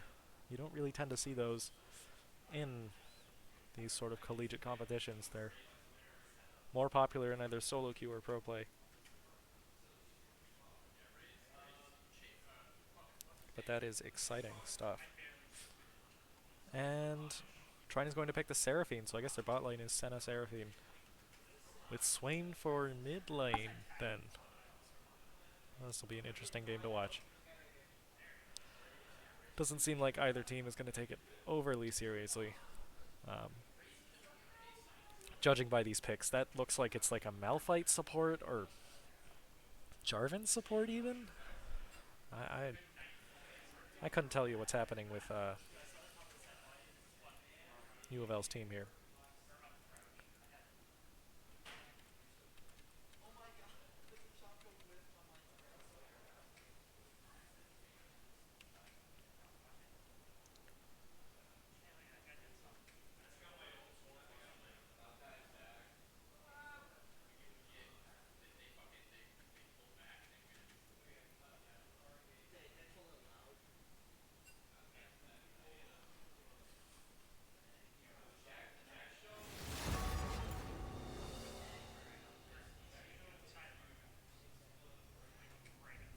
Fuse that wall. Fuse that wall.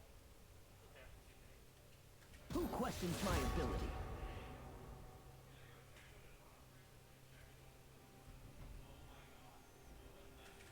And just a reminder, The teams can pick the characters and ban the characters in any order they want, so long as the same 10 end up on the right teams There's a fucking Oryx in for the Walmart. actual game. Thank you.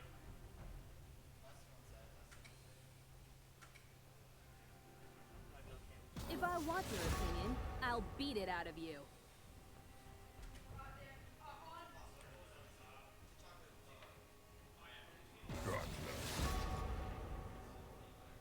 Oh, okay. The Jaeger just saved his life. The Jaeger they had down right there just saved that man's life. Come on, I won't hurt you. I promise.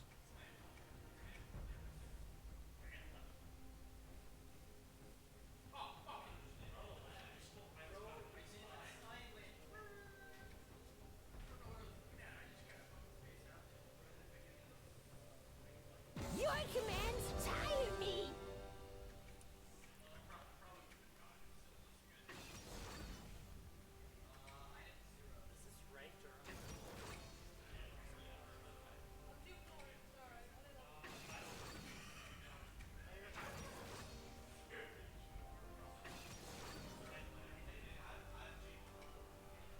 Alright, well. We're just seeing them absolutely blitz through this. That is Jarvan's support to go with the Twitch. I'm recommend skipping. disappointed.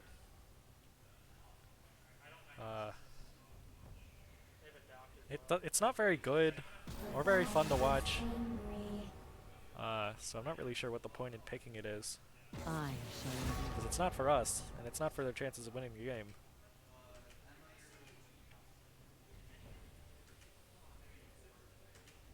You're duller than a broken sandwich.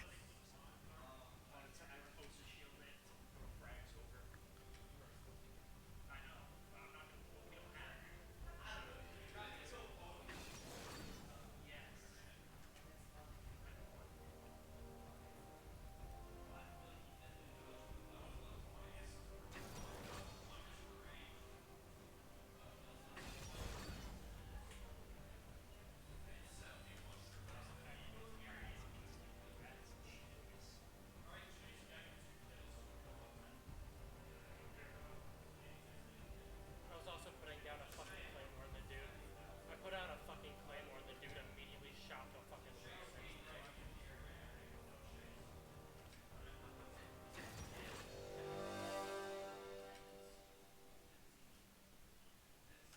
Oh, you know.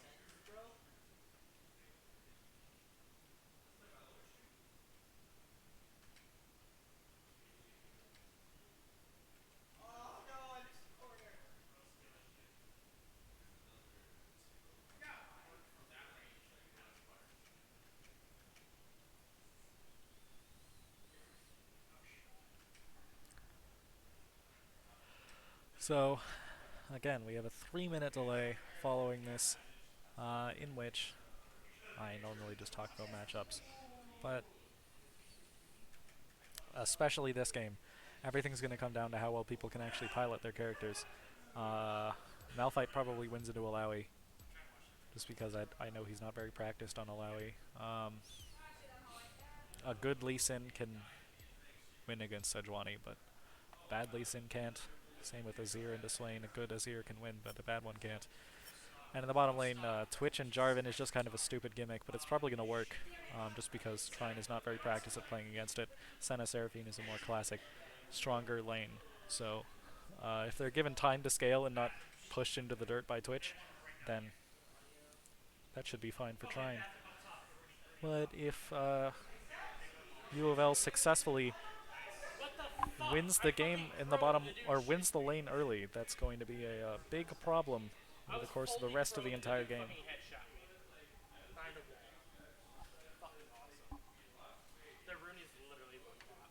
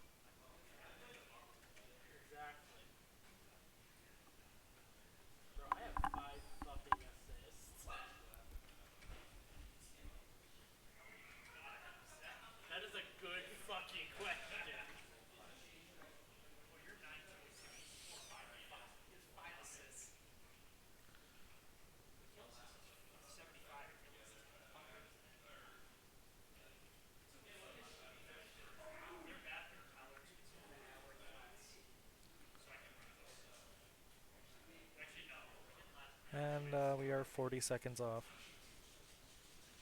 They're probably gonna expect the same play. I can hear him up here.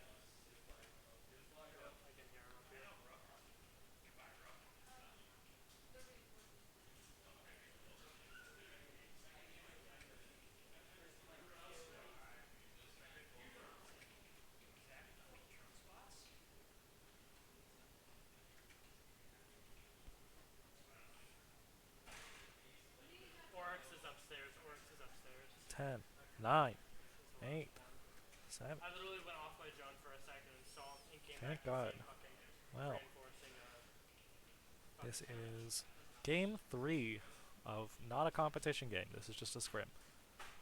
So, people are just kind of playing the game. Who is? Shocking. Oh, shot. I threw it and bounced back down. Rook is literally right in this corner. Rook is right in this corner, bro.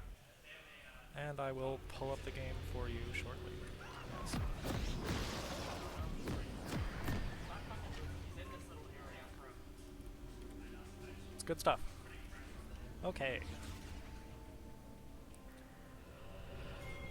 So again, Senna takes a support item, and you can end up with 2 carries in the bot lane if you pick the right thing to go along with her. Welcome to Summoner's Rift. Meanwhile, Alibi in that room. there's nothing really surprising. Right down that hole. Trine are again not going for a 5-point. It 30 looks like they're going to seconds until invade instead. minions spawn. If they can catch out Twitch, this could be an early kill. Except they in fact will not catch out Twitch. They're just a little too slow to react. There can be no unity without purpose. And there is one all men are born to. Every day I read. And of course, we're seeing the pre-game emoting. Fucking how? Okay, and then we are having people who are sitting physically next to me just shouting their heads off about a game.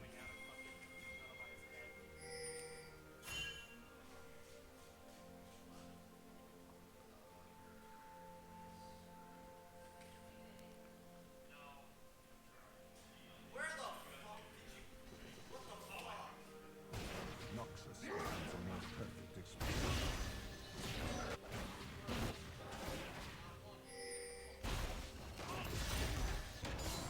Alright. Well. I'm expecting to see even less early game action than we did other times, because the only lane that really has any sort of early pressure is Jarvan Twitch. But if Jarvan manages to get onto Senna Seraphine early in a way that results in a kill, I'd be very surprised. Especially considering Trine could probably just turn it around on them, as Jarvan does not have any escape tools after he goes in. And Senna and Seraphine have a lot of range to just beat him up afterwards. Alawi's running into the problem that I don't think he knows how to play Alawi. So he's just taking a lot of free damage, not exactly trading very well. Oh, actually he hit level 2 first, so there is no longer any problem.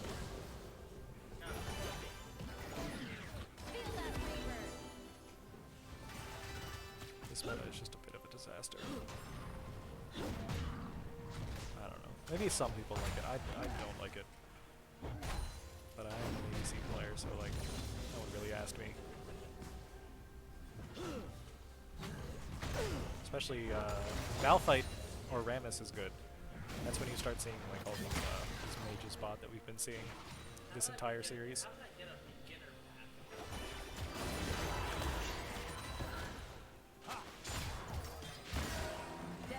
Jarvan's entire poke combo is just pressing E on them a single time. So, you know, really love that. In the top lane, Alawi is trading with Malphite. If she landed that E, it probably would have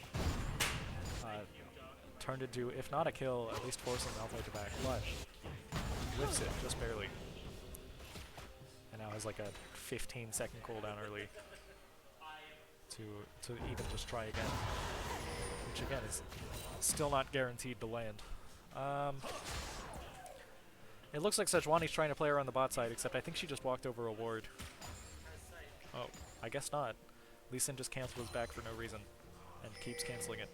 He is also in the bot lane, so this is going to turn to a 3v3 really quick.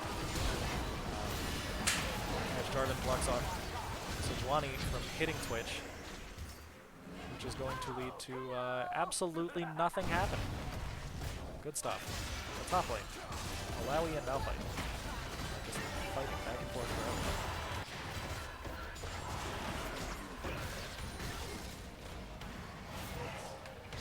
Oh, the Jarvan just barely gets caught out, except his dash goes through getting rooted, so it's not going to turn to a kill or anything.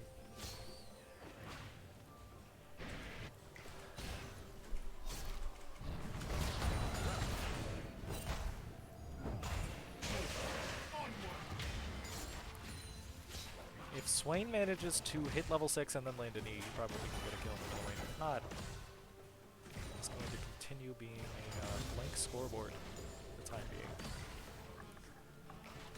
Yeah, it looks like Swain's backing off. That'll probably signal Azir to back off pretty soon, which means they'll both be at full health and full resources.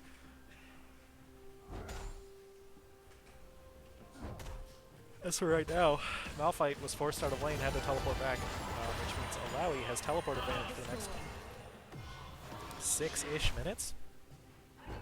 I believe regular teleport is now. Yeah, 6 minutes. And Jarvan is learning why Jarvan is not a real support pick, as he tries and fails to poke Senna, who is sitting in lane alone. He takes so much more damage than you deal. It's not even funny. So, something to note is that Swain did take Conqueror, which is a lot more sustained damage and healing, but I wasn't really sure. I don't really know how well Swain works with Conqueror. I think his ult is only 1 stack for like 3-ish seconds. Or maybe just 1 stack per target, or 1 stack ever.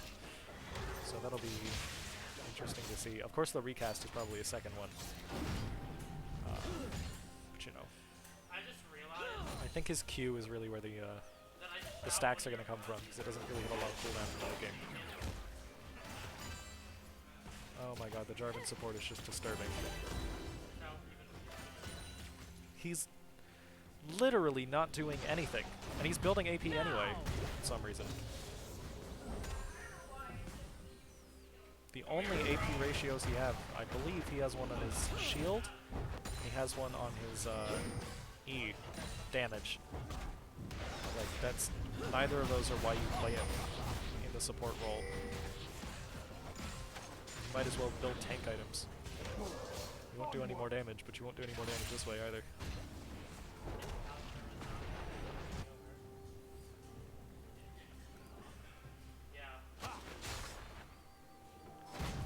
It looks like Sejuani's trying to make something happen in the bottom lane, except Lee Sin is right there again. Also, they're playing way too far back, so Trine can't really follow up on that. And in the top lane, the Alawi ult has Malphite immediately just running in the opposite direction. And unfortunately with the Corrupting Potion passive there, that last tick of damage got Alawi tower aggro, so she took 2 tower shots for free. So now she can't even threaten a dive or a kill. Well, she can threaten an E, which she did successfully.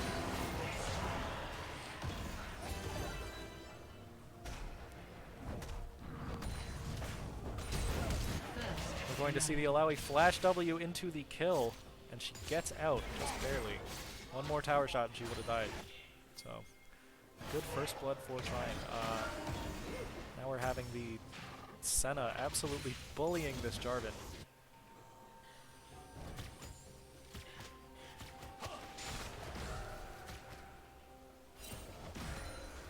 Twitch does not have ult up, but when he does, I imagine he's going to look for a full engage here in a moment. Sejuani almost gets caught out, but just manages to dash out. Actually, the Lee Sin is capable of following and will do it. He does not have ult to turn this into a guaranteed kill, but Swain is too slow to respond. It's going to be Sejuani dead. They score 1-1 right now.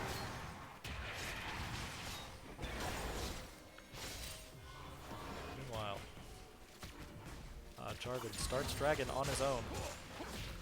Or no, was just trying to get board control of Dragon. I forgot for a second he was not the jungler, so he cannot be starting Dragon on his own.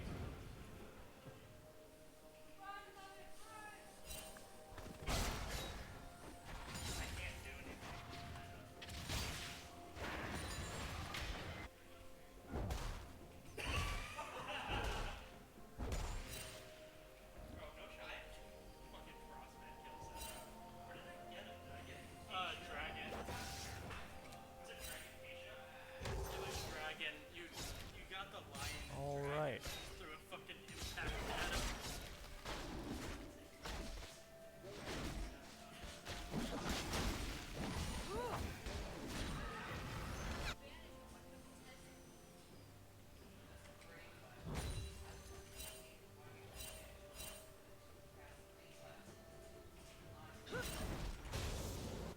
Well, not a ton to say right now. Nothing's really happening. We're just cutting around to people farming. And that's probably all it's going to be for a good long while. Nobody has kill pressure at the moment.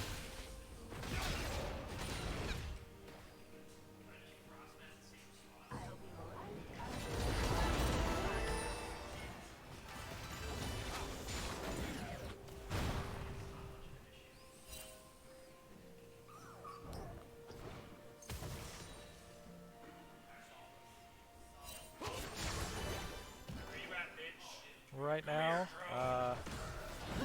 probably going to see some focus on the bottom lane. Oh, actually, in the top lane, Alawi is going for it. Not going to ult, but, no. Is going to use all of her abilities. Still not out-damage Malphite.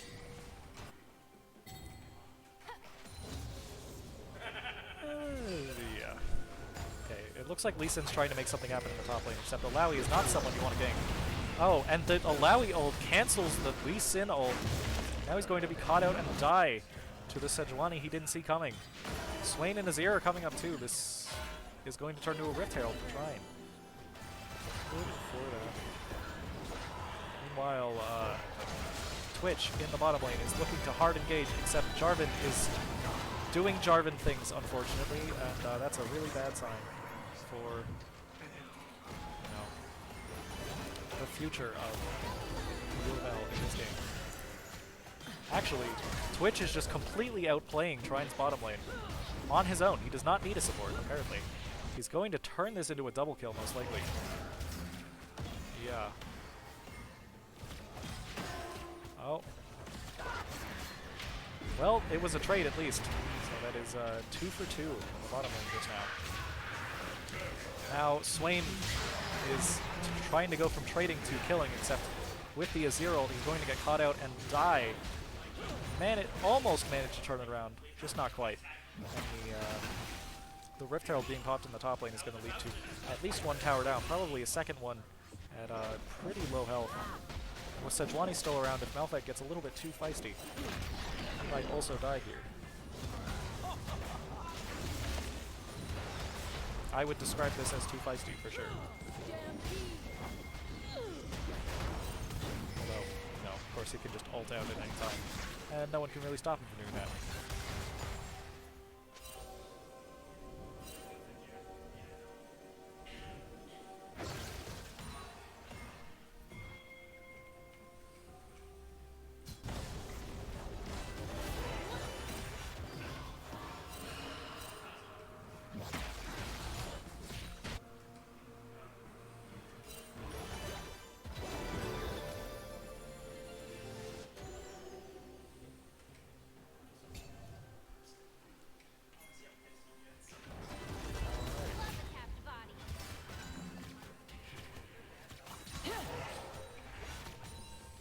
Lee Sin is taking Dragon with Malphite and Azir's help, and it looks like Trine isn't going to contest it, either because they don't know or because they can't at the moment. They're all otherwise indisposed. Although Trine does have a 3,500 gold advantage despite being even on kills and down at Dragon. I don't understand how that works. Jarvan managed to do the one thing his character was picked to do a single time, except is defeated with Flash, which is a basic game mechanic. It's going to happen almost every time he does that. Blue team's turret My has been experience with the destroyed. champion stays correct. Lee Sin does just a surprise gank out of a bush, which is going to result in a swift death for Seraphine, except the random Swain W to the bottom lane will catch out the Jarvan after the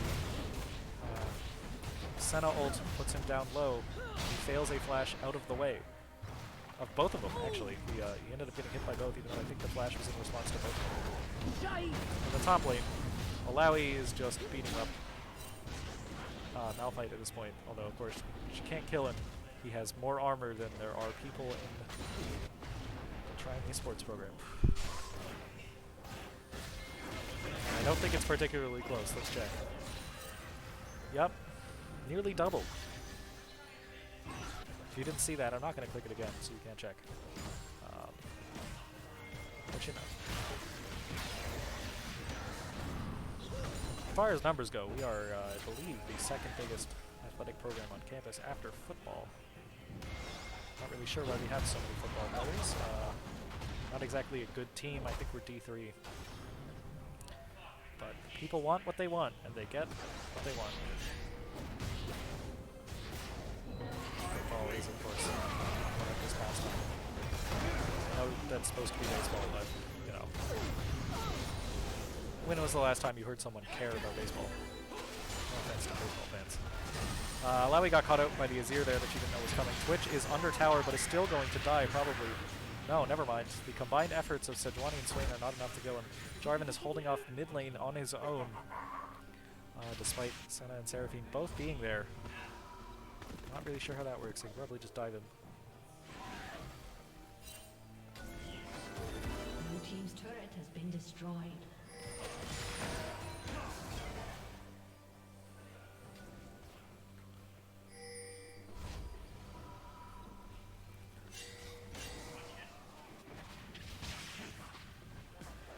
Alright, well, it looks like Trine's going to claim their third tower of the game in the bottom lane just now.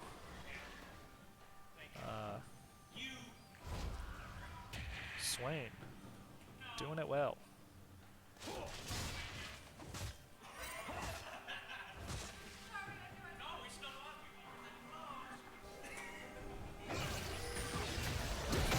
Oh, the Lee Sin, the flash ult engage, killing Seraphine from basically across the lane. That is a cool interaction. Those high moments, you play the character forward. Meanwhile, Seraphine could have done basically nothing about that. Congratulations, you've been chosen to lose the game. Senna and Sejuani together can probably hold this tower. Even if they can't. They're going to try. And that's what matters.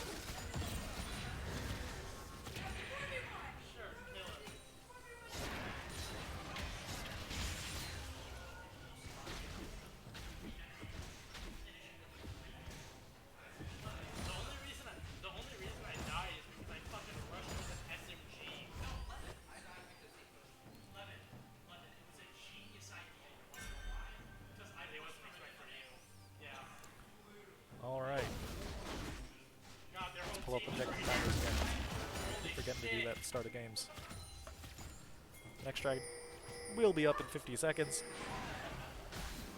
But right now, Rift Herald is up again, and Trine is gunning for it.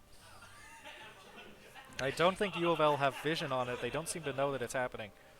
So that is going to be a free objective for Trine, which they might be able to convert into at least one, possibly two towers like they did the first one.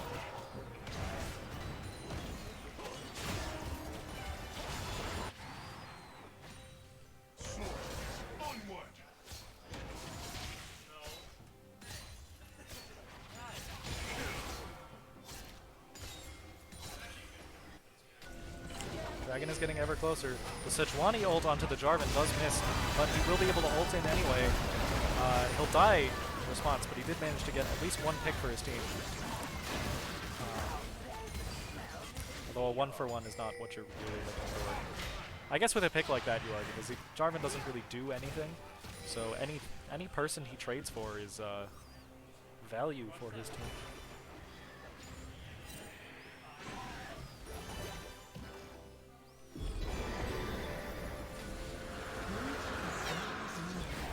And, oh, yes. U of L are just going to take Dragon by surprise. I don't think Trine was ready for it after the fight in the mid lane. And now Jarvan and Malphite are trying to team up against Alawi. Jarvan has to use his stopwatch to get out of it, I believe, yeah. Because he has not finished his full item. So Alawi's not going to be able to kill him just yet, but if he keeps going, then he definitely might die anyway. Yeah, this is a weird one. This is a weird fight. Well, if Azir comes to back it up, then you know, Alawi gets to do a 1-for-1. And again, Jarvan can trade for anyone and feel like he got good value. Because now both players are dead. Jarvan's dead for less time because he's a lower level, and even the time he's alive, he's worth less than other players. So that's very good. Oh my god. What the fuck? There's a Solus downstairs. Thank you. Solus' last one downstairs. Nice. Thank you. She was literally, you know those, like, things that you would have She was fucking sitting on one of them.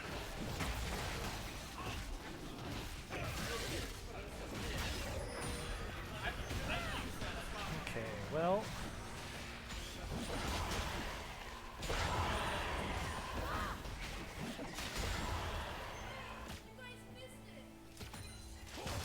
So it is 9-7, which is a material advantage for U of L. But on the other hand, Trine are somehow 4,000 gold ahead. If we look at their, oh, we're just having like another fight in the middle lane. If Azir keeps playing this far up, it's gonna be a problem for him probably. Yeah, he's dead. Okay, well, that didn't need to happen at all like it did, but whatever. Trine are ahead in farm in top lane and bot lane, but you know, it's not far enough to justify a 5,000 gold lead. They are 4 towers up as well, but with 2 dragons, that's a lot of advantage. Isn't necessarily represented by the gold graph. Plus, U of L are still ahead in kills, which is represented by the gold graph. It looks like Trine are just trying to rush Baron here. They probably assume U of L aren't going to expect it to happen, so they aren't going to play around it, but an unlucky Scryer's Plume timing gets vision for U of L. Trine have to back off. Be interesting to see here if they decide to try to go for it instead. Steal it from Trine, but I guess not.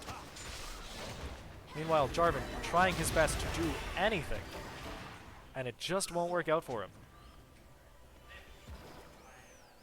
I've been very down on the Jarvan, but he's 0-4 and has a Zhonya's Hourglass. So I will take no criticism. I am right. And I can prove it. And, you know, actually Jarvan just did his first useful thing of the game, which is blocking the Sejuani ult, except then he gets caught with the rest of his team in a well-placed Seraphine ult, which is going to turn into just like a huge disaster of a team fight, ultimately leaving Trine in the lead. Trading 4 for 1. In the bottom lane, Azir is trying to go in on Alawi again. He does not have flash this time. I can't imagine it's going to go any better for him. So he's not really committing to it too hard. Trine are taking their first inhibitor of the game in the top lane as Sejuani and Senna work on this second tier middle lane tower. And in 50 seconds, the third dragon in the game will be up. Trine would need to get 4 in a row to get Dragon Soul, so getting them at this point is more about stopping U of L from getting it. Because, you know, even if they're somehow able to get 4 in a row, the game will be over long before that happens. And again, Jarvan begging desperately for any sort of relevance. Oh, he does the EQ thing and takes way more damage than is dealt to Sejuani. Lee Sin managed to get a completely unrelated Q off, which could lead to a kill, except instead he's just going to catch a bunch of Seraphine abilities to the face.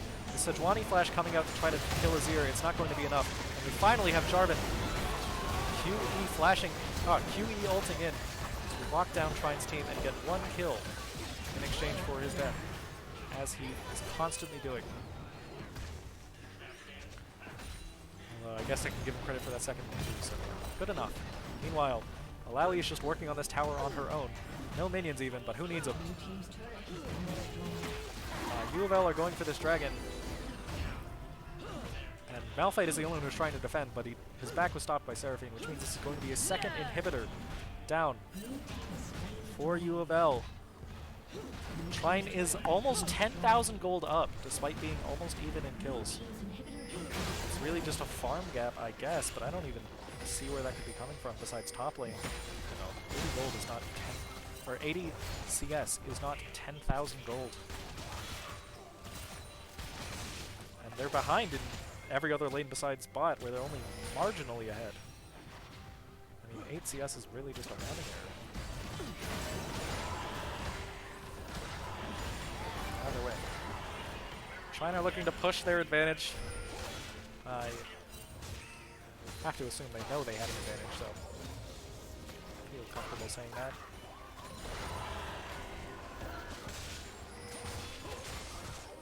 As for right now, Trine catching out Jarvan again. I'm not really even sure why you would bother at that point. He's not worth the resources, but you know, here we are.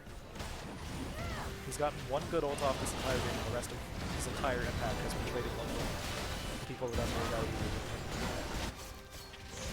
As long as he has just a bunch of members of his team to back him up anyway.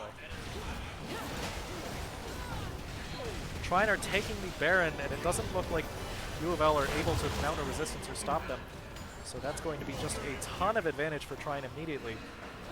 Sejuani ult is down, so it's not like they can take a team fight right now, except the Seraphine ult, placed correctly, could end the game at this point. If they manage to hit more than one person. Azir's putting up his defensive turret, which is good, I guess. Then again, it's really just stalling. It's only a matter of time before Trine pushes through it anyway. Especially if their entire team gets distracted and goes to try to deal with Alawi. Eventually successfully, but that took entirely too long and took Malphite's life in the process. And the tower is just dying on its own because Azir walked a little bit too far away. So that's over. Try and have all 4 members formed up. Sejuani ult is back up. The Seraphine ult is down, but it got enough value that it's not really a waste. And Jarvan's going for it on the Senna. It's not going to be enough. And Lee Sin actually gets overconfident too. Azir catches a Sejuani ult. Twitch tries to open up on the team, but steps too far forward in the process. That's going to be a 5-for-1. Trine ending this series the victor. Remember, this is just a script, but still, fun to watch the home team win. They're wasting their time killing Malphite, I guess, to prove a point instead of just ending the game. And that's it. Riveting stuff. You all can expect me back here next week for an actual competition game. But until then, you know, hopefully this tides you over. And that is just about all there is to say about that.